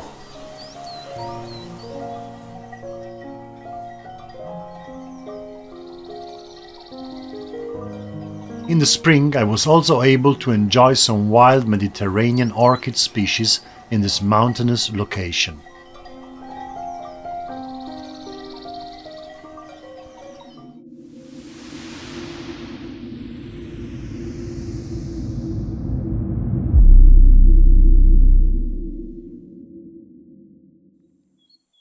We have already talked about the archaeological site of Tamuli with regard to 3 giants' graves in very poor state of preservation.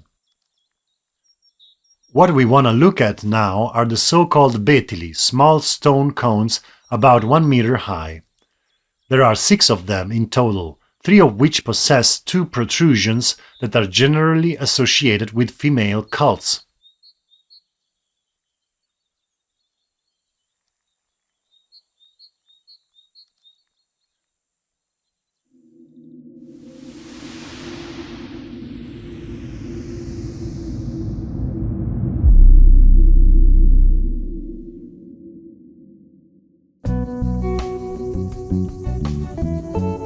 The last site we visit in this category is the Saccoveccada dolmen. One of the largest in the world, it is 5 meters long, 2.2 meters wide, and consists of 4 stone slabs. Altogether 2.7 meters high, the stone covering it weighs over 10 tons. In order to protect it from weathering, the dolmen is now covered by a roof, losing some of the charm it had before the covering.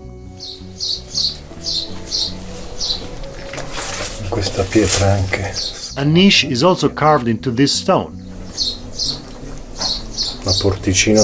The door is about half a meter high. This monument is reminiscent of the giants' graves, and I remembered that one of the two types is called dolmen type Giant's Grave.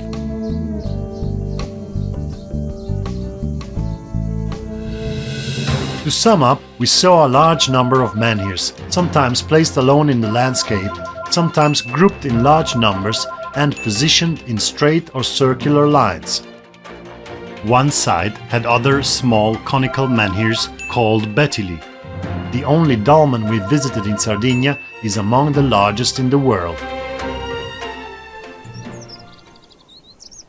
These ancient artifacts raise new questions.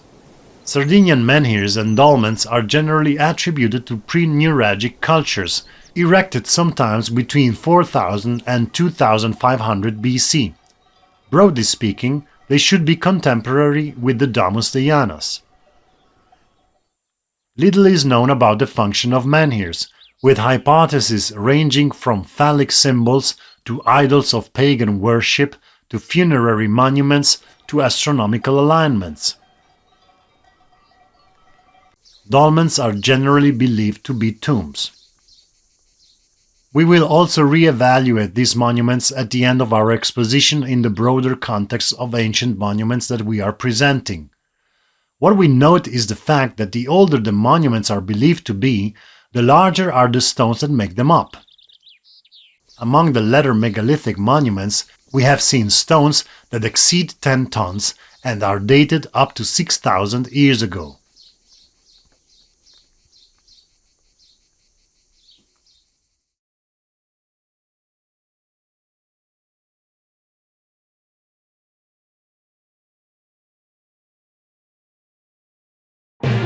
What has been presented so far has been categorized into 5 large groups by type. We have seen the nuraghi and the great variability of shapes and sizes they present. We then moved on to the giants' graves, identifying 2 general types. We then looked at the holy wells, which present various forms, some roughly carved, others true masterpieces of precision.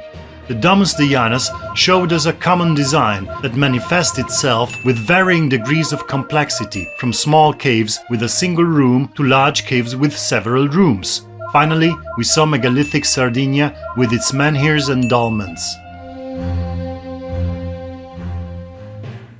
We conclude this broad and in-depth overview of Sardinian archaeological sites with the presentation of some sites that do not fit into any of the categories presented so far.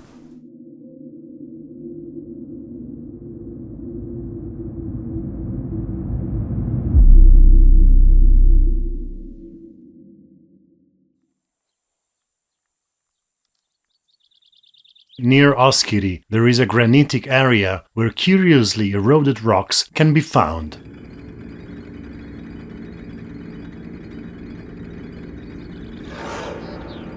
Among them, there is a 10-meter-long one that emerges from the ground and on which niches of different shapes have been carved. The so-called rock altar of Santo Stefano stands today in front of a church. The recesses are in the shape of triangles, squares and circles. Other smaller recesses are found in various places. Some niches are half a meter deep. The surrounding rocks have further recesses and are clearly carved with figures of circles, resembling cup marks, as well as other shapes.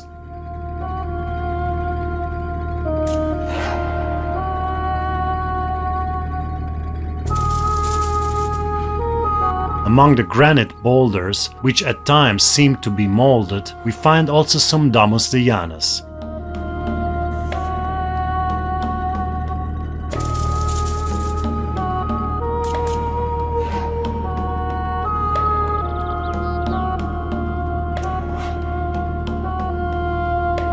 The site is not dated due to the almost total lack of archaeological investigation.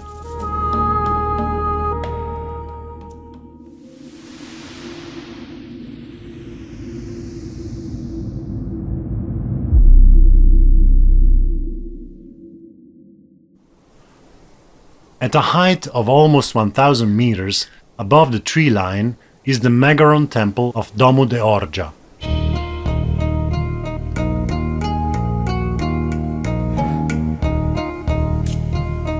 temple is surrounded by a sacred stone enclosure and is rectangular in shape. At approximately 22 meters long by 8 meters wide, it is the largest temple of this type in Sardinia. Made of schist, the walls are still around 3 meters high.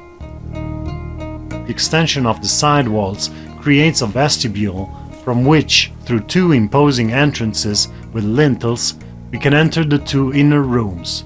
The walls project inwards. In the first room is a vertically placed stone slab.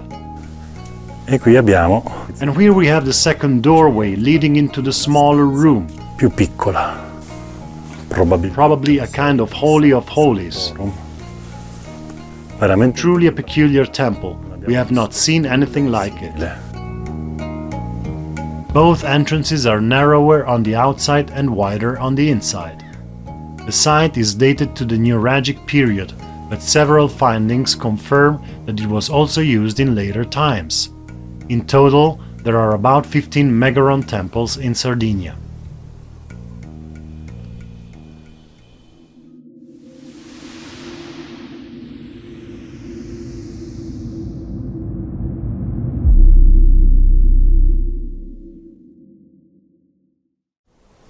Of an entirely different type is the ziggurat of Monte d'Accoddi, the only one of its kind in the Mediterranean area.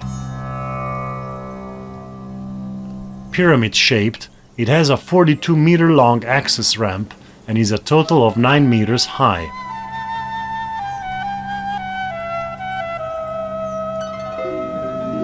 The remains of other structures can still be found around the temple. The boulders are roughly assembled, and those in the upper part are relatively small. Excavations have shown the presence of 2 altars, built at different times, the older one incorporated into the newer one. praticamente qui. This is basically the wall of the first temple, from 3000 BC, which has been excavated but was originally covered by later work. È stato riscavato ma che originariamente era coperto dai lavori fatti in seguito. In the vicinity of the temple there is also a 4.5 meter high menhir weighing an estimated 5.7 tons and a horizontally placed slab of rock measuring approximately 3 meters by 3 meters and weighing 8 tons. When struck, the slab resonates.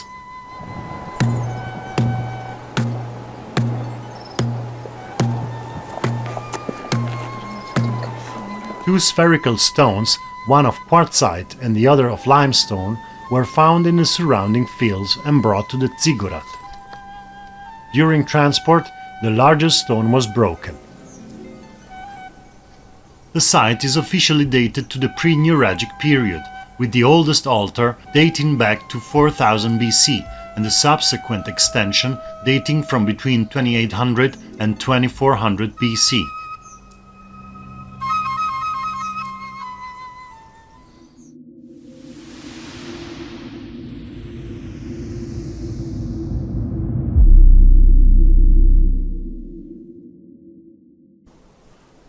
On top of a small plateau is the last site I present in this long review of Sardinian archaeological sites. The pre-nuragic complex of Monte Baranta presents completely new features, not yet seen in Sardinia. Upon reaching the plateau, we immediately find stones of megalithic dimensions. A little further on, there is a wall almost 100 meters long, composed on the outer side of relatively well-matched polygonal boulders. È veramente diverso. It is really different from the usual style we encounter here in Sardinia, in that it is clearly a polygonal wall, I would say of the second type. La maniera. I sassi sono grezza. The boulders are roughly carved to match one another, then the spaces that remain have been filled with smaller stones. Più piccoli. The wall has a narrow passage that leads to an area enclosed by the wall and a cliff, and in which some small structures still stand. The inner side of the wall is composed of much smaller stones. On this wall, too, we find megalithic boulders. The wall is still between 2 and 3 meters high and around 3 meters wide, filled with small pebbles. In front of the wall is a pavement that seems to be composed of huge slabs of rock and a large number of megalithic boulders that include lying menhirs several meters long.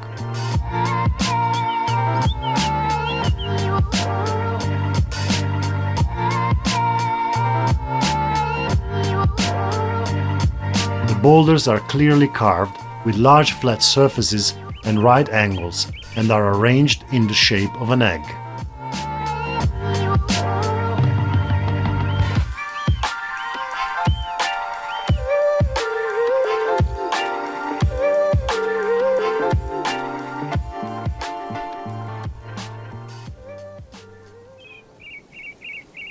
A few dozen meters from the wall is another very special monument.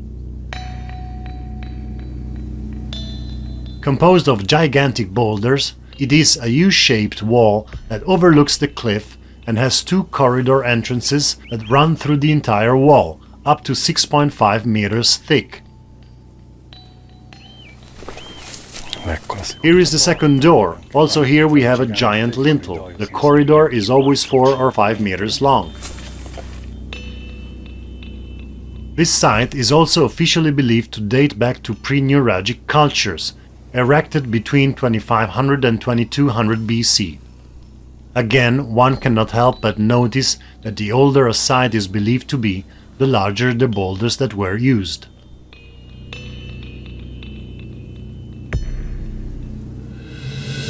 As already mentioned, these last 4 sites cannot be categorized into any of the previously presented groups. Personally, I have not seen any other site with incisions and hollows similar to those of the rock altar of Santo Stefano. I have seen very few rectangular monuments. The ziggurat is unique in the Mediterranean, as is the Monte Baranta complex in the Sardinian archaeological landscape. The only thing these 4 sites have in common with each other and with some of the sites previously presented is their dating. According to official archaeology, they all date back to the pre-nuragic period, to a time span of over 2000 years, from around 4000 BC to 2000 BC.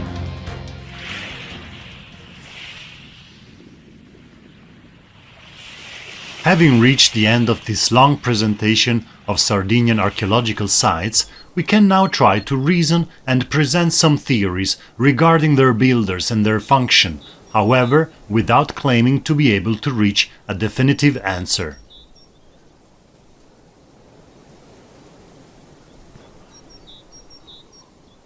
According to official archaeology, the historiography of Sardinian monuments does not present any particular problem.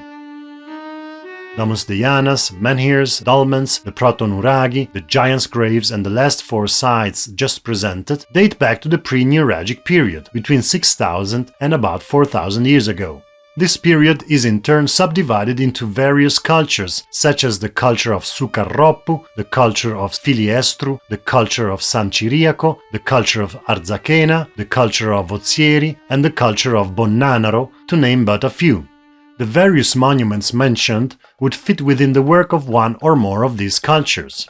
These would be followed by the nuragic civilization around 1800 BC, with the erection of 8000 nuraghi and the construction of the holy wells. According to official archaeology, Domus de janas, dolmens and giants' graves would be funerary monuments. The nuraghi would essentially be fortresses with a military purpose, and menhirs, megaron temples, the ziggurat, the Monte Baranta complex, and the holy wells would be monuments with a religious purpose. Little is found on the Protonuraghi. They are thought to be structures with a civil purpose and sometimes also with a defensive function.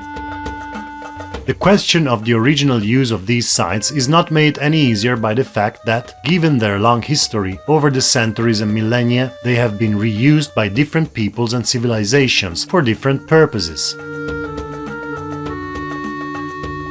As we have seen, even today some nuraghi serve as a place of protection for livestock and storage of useful materials by shepherds. In his exemplary descriptions of the nuraghi he visited, Della Marmora mentions difficulties in properly exploring a monument because of its reuse by farmers as a pigsty.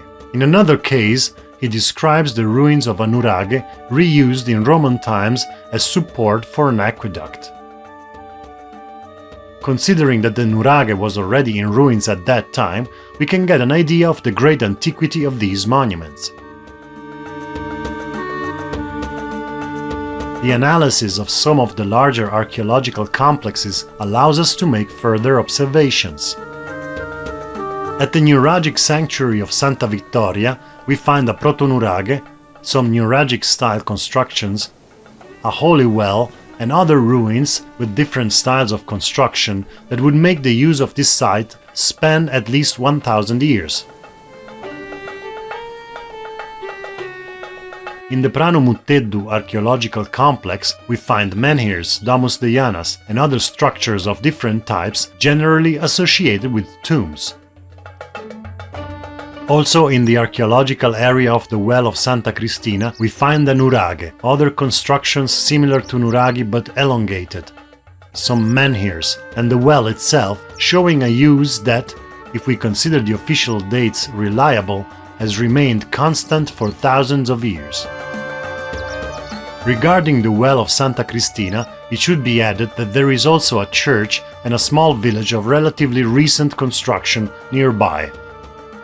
This is a novenary, a place where at certain times of the year people from different villages meet, historically for 9 days, from which the name derives, to perform religious rituals that are now Christian.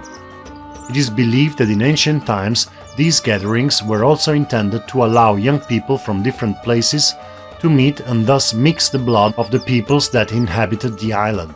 If we use the official dating attributed to the menhirs as a reference for the first use of the site, the nuragic sanctuary of Santa Cristina would have been used for sacred and religious purposes for over 4000 years. Similarly, in the archaeological complex of Tamuli, we have giants' graves, betili, a nuraghi, and a nuragic village, showing a use that must have lasted for several centuries.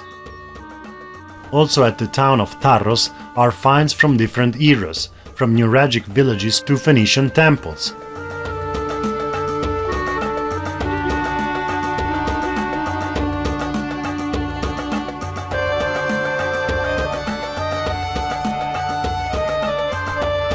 The columns in this shot are not original but date back to the 1950s.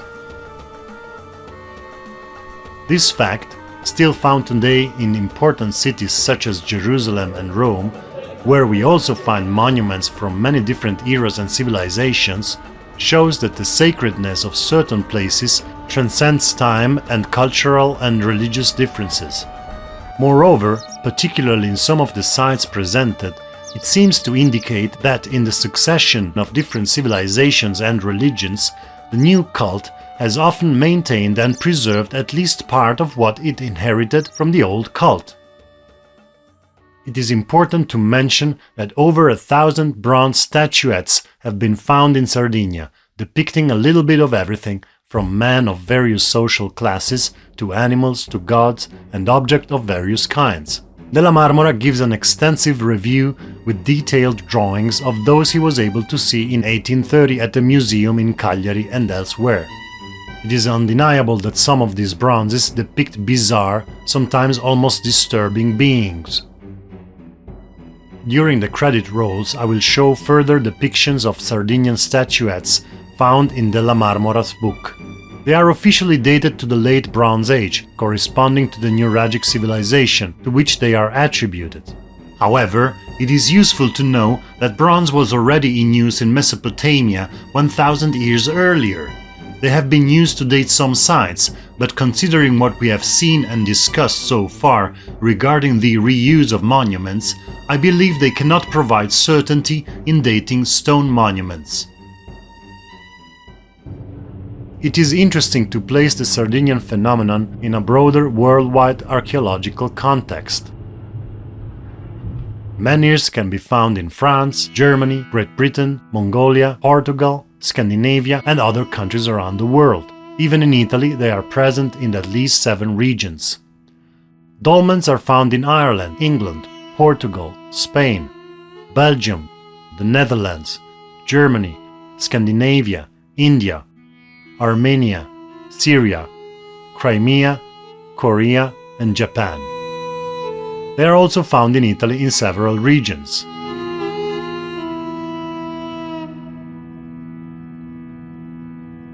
The Menga dolmen in Spain is probably the largest in the world.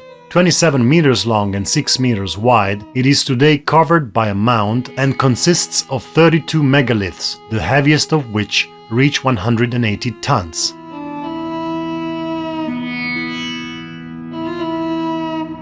Structures that seem to be related to the nuraghi are found in Scotland under the name of roch.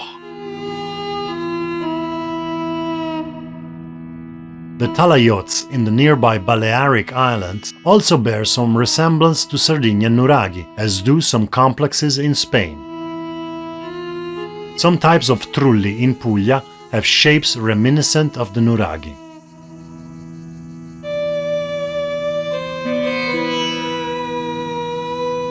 Further research will show the presence of nuraghi-like towers in other places in the world. We find some similarities between the giant graves and the Pedras Formosas of Portugal, whose apparent use, however, was to mark off access to steam baths. The bather would slip through the hole to enter the bath. There are those who believe, however, that this was a later use, and that they were originally tombstones. The dimensions are remarkable, up to 3 square meters for the largest ones. With regard to the Domus de Janas, we can only say that caves dug into the rock are a legacy present throughout the world since the beginning of time. These considerations show that the Sardinian phenomenon is not exclusive to Sardinia. What makes it unique on this island is the quantity of individual monuments still existing and the mixture of so many different types all together. The more one delves into the study of the vestiges found on this island, the more new questions arise, the answers to which are not obvious and keep alive a centuries-old scientific debate. I think it is useful, in conclusion, to provide an overview of other theories and explanations that have emerged over the years. According to the geopolymer theory put forward by French chemist Joseph Davidovits, the ancients were aware of mixtures of minerals and soils that made it possible to create a kind of cement. Davidovits claims that the Egyptian pyramids were built in this way. That the Romans were already aware of cement 2000 years ago is confirmed by one of the architecturally most important monuments of their era. The Pantheon Dome in Rome, with its 44 meters of diameter, is still the largest concrete dome in the world today, 1900 years after its construction. In any case, the general impression I had of the nuraghi and the other Sardinian monuments is that they were carved stones. It would be hard to explain the creation with geopolymers of the strange, tendentially rounded blocks that have often been used. I mention this theory, however, because in the nuraghi ai de muro we were able to observe in the joints between the boulders a filling material that appeared to be basalt but with shapes that made it appear smeared. Analysis of the composition of this material will help clarify whether it is real rock or a type of cement. Very controversial is the theory of the existence of giants. Over the years, dozens if not hundreds of testimonies have been collected from people claiming to have seen skeletons of giants during excavation campaigns in Sardinia. These were later taken away and hidden or destroyed by the authorities. I myself met a Sardinian who claimed to have seen very large skeletons.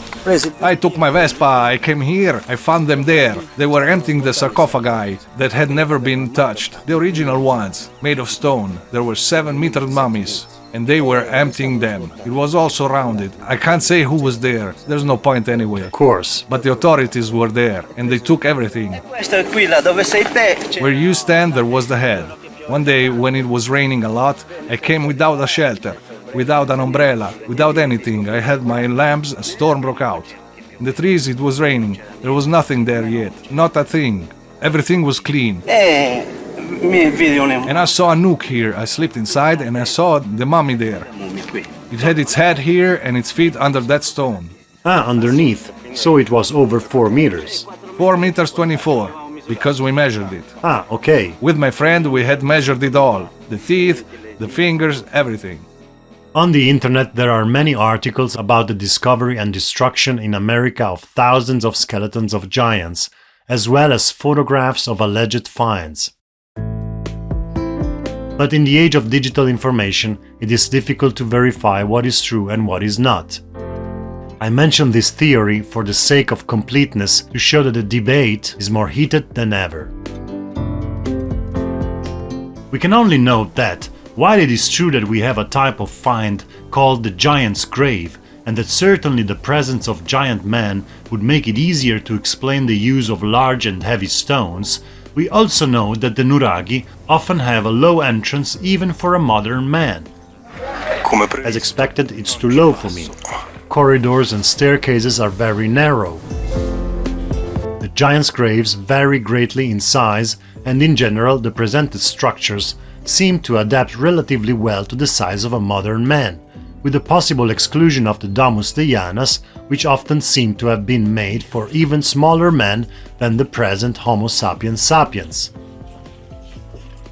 In any case, even if the nuraghi were not built by giants, this does not a priori exclude their possible presence on the island at some point in prehistoric times. Also much discussed is the discovery of the so-called giants of Monte Prama, stone statues of warriors over 2 meters tall, whose origin is still hard to understand. After being forgotten in a warehouse for 30 years, they are finally on display in museums. As already mentioned, various studies, researches and treatises have been made over the years on the astronomical orientations found in many Sardinian monuments. Already Della Marmora systematically noted the orientation of the monuments he visited. This led several researchers to advance the hypothesis that certain nuraghi, for example, acted as clocks to determine the seasons of sowing, harvesting, etc. The hypothesis is certainly plausible, but does not justify the presence of 8,000 nuraghi. Another hypothesis to explain these alignments would lead us to consider them sacred or religious monuments. In this perspective, the possibility has also been proposed that they were places of physical, psychological and spiritual healing. As fanciful as this may seem today, reading Vitruvius's text De Architectura provides an interesting insight into construction criteria in the ancient world and specifically the Roman world of the 1st century BC. Vitruvius describes how the choice of location for the construction of a sanatorium or even an entire city had to be made on the basis of a careful analysis of the healthiness of the site according to strict topographical, geographical, astronomical and climatic criteria. A temple to Mars had to be built outside the city so as not to make its citizens belligerent, as well as one to Venus, so as not to stimulate fornication beyond measure. Vitruvius's treatise is written in a very rational and scientific manner, but it shows how, even among the Romans, concepts that today we would consider spiritual were considered authentic realities and given due consideration in architecture. This would point to a possible use of the nuraghi as religious places of healing and an explanation of the preferential astronomical orientation found in many Sardinian sites. Also much debated is the attribution of the mythical people of the Sardana to the ancient nuragics. In the 2nd millennium BC, the Egyptians mentioned a federation of peoples called the Sea Peoples who attacked Egypt and other regions in the Middle East. Little is known about the places of origin of these peoples, but according to some scholars, one of these peoples, called Shardana, came from Sardinia. The Egyptians also tell of how they later hired the Shardana as mercenaries.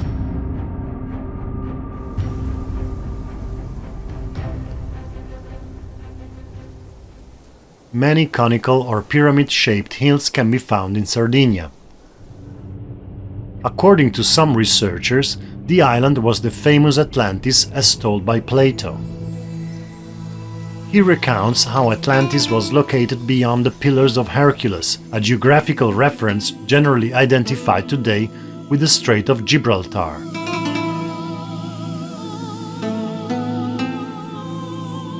But some prestigious ancient Greek sources, including Aristotle, place the columns in the strait between Sicily and Tunisia, that is, in the Strait of Sicily.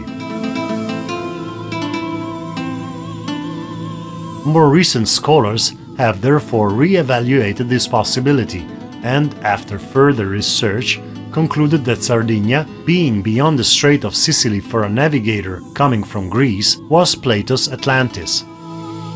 This would later be hit by a powerful tsunami that would wipe out its civilization. What we have observed that would lend support to the idea of a tsunami is the fact that many nuraghi are still today half buried by meters of earth, even if they are located on top of small hills where floodings can be ruled out. The nuraghe su nurashi was dug out of the mud, as old photographs show.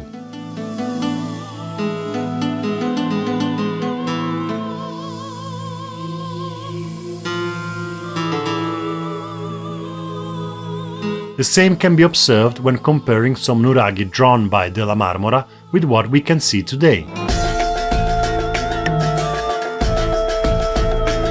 Following the Atlantean hypothesis, the pyramidal and conical hills could be ancient pyramids covered by mud, and more accurate inspections should be made to clarify the plausibility of this hypothesis. Identifying the builders of the nuraghi with the Atlanteans would backdate the construction of these monuments by thousands of years. The questions raised by the nuraghi and the other Sardinian monuments are more than the answer we can find to date. I have tried to present some of the possible explanations that have emerged over the last 200 years. Since there are few certainties, each hypothesis has the right to be exposed and evaluated. It will be then up to the individual viewer to judge which one seems more plausible. For my part, I limit myself to one final consideration. If it is true, as has been said, that the degree of development of a civilization depends on the degree of development of its mathematics, we must consider the people who made the nuraghi and the other monuments on the island to be very advanced. We have seen astronomical alignments, geometrically flawless works, giant boulders, architectural marvels, which still resist the inevitable destructive action of time. While thousands of tons of stone boulders were moved and set in place to create small, dark, cramped spaces that we would not know what to do with today, will remain a headache that, I hope, will stimulate the curiosity of future generations, encouraging them to visit these places.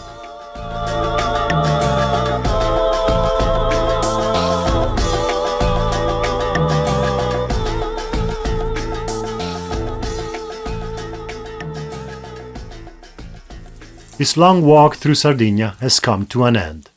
The island has shown us unexpected and little-known treasures.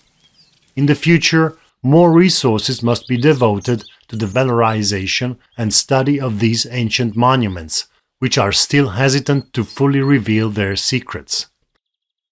I would like to remind you that the number of ancient structures on the island is more than 100 times greater than the number I have been able to present in this documentary.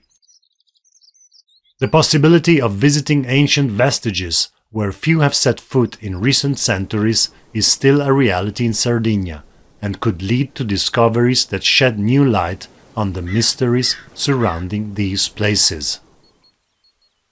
The search for stone riddles continues.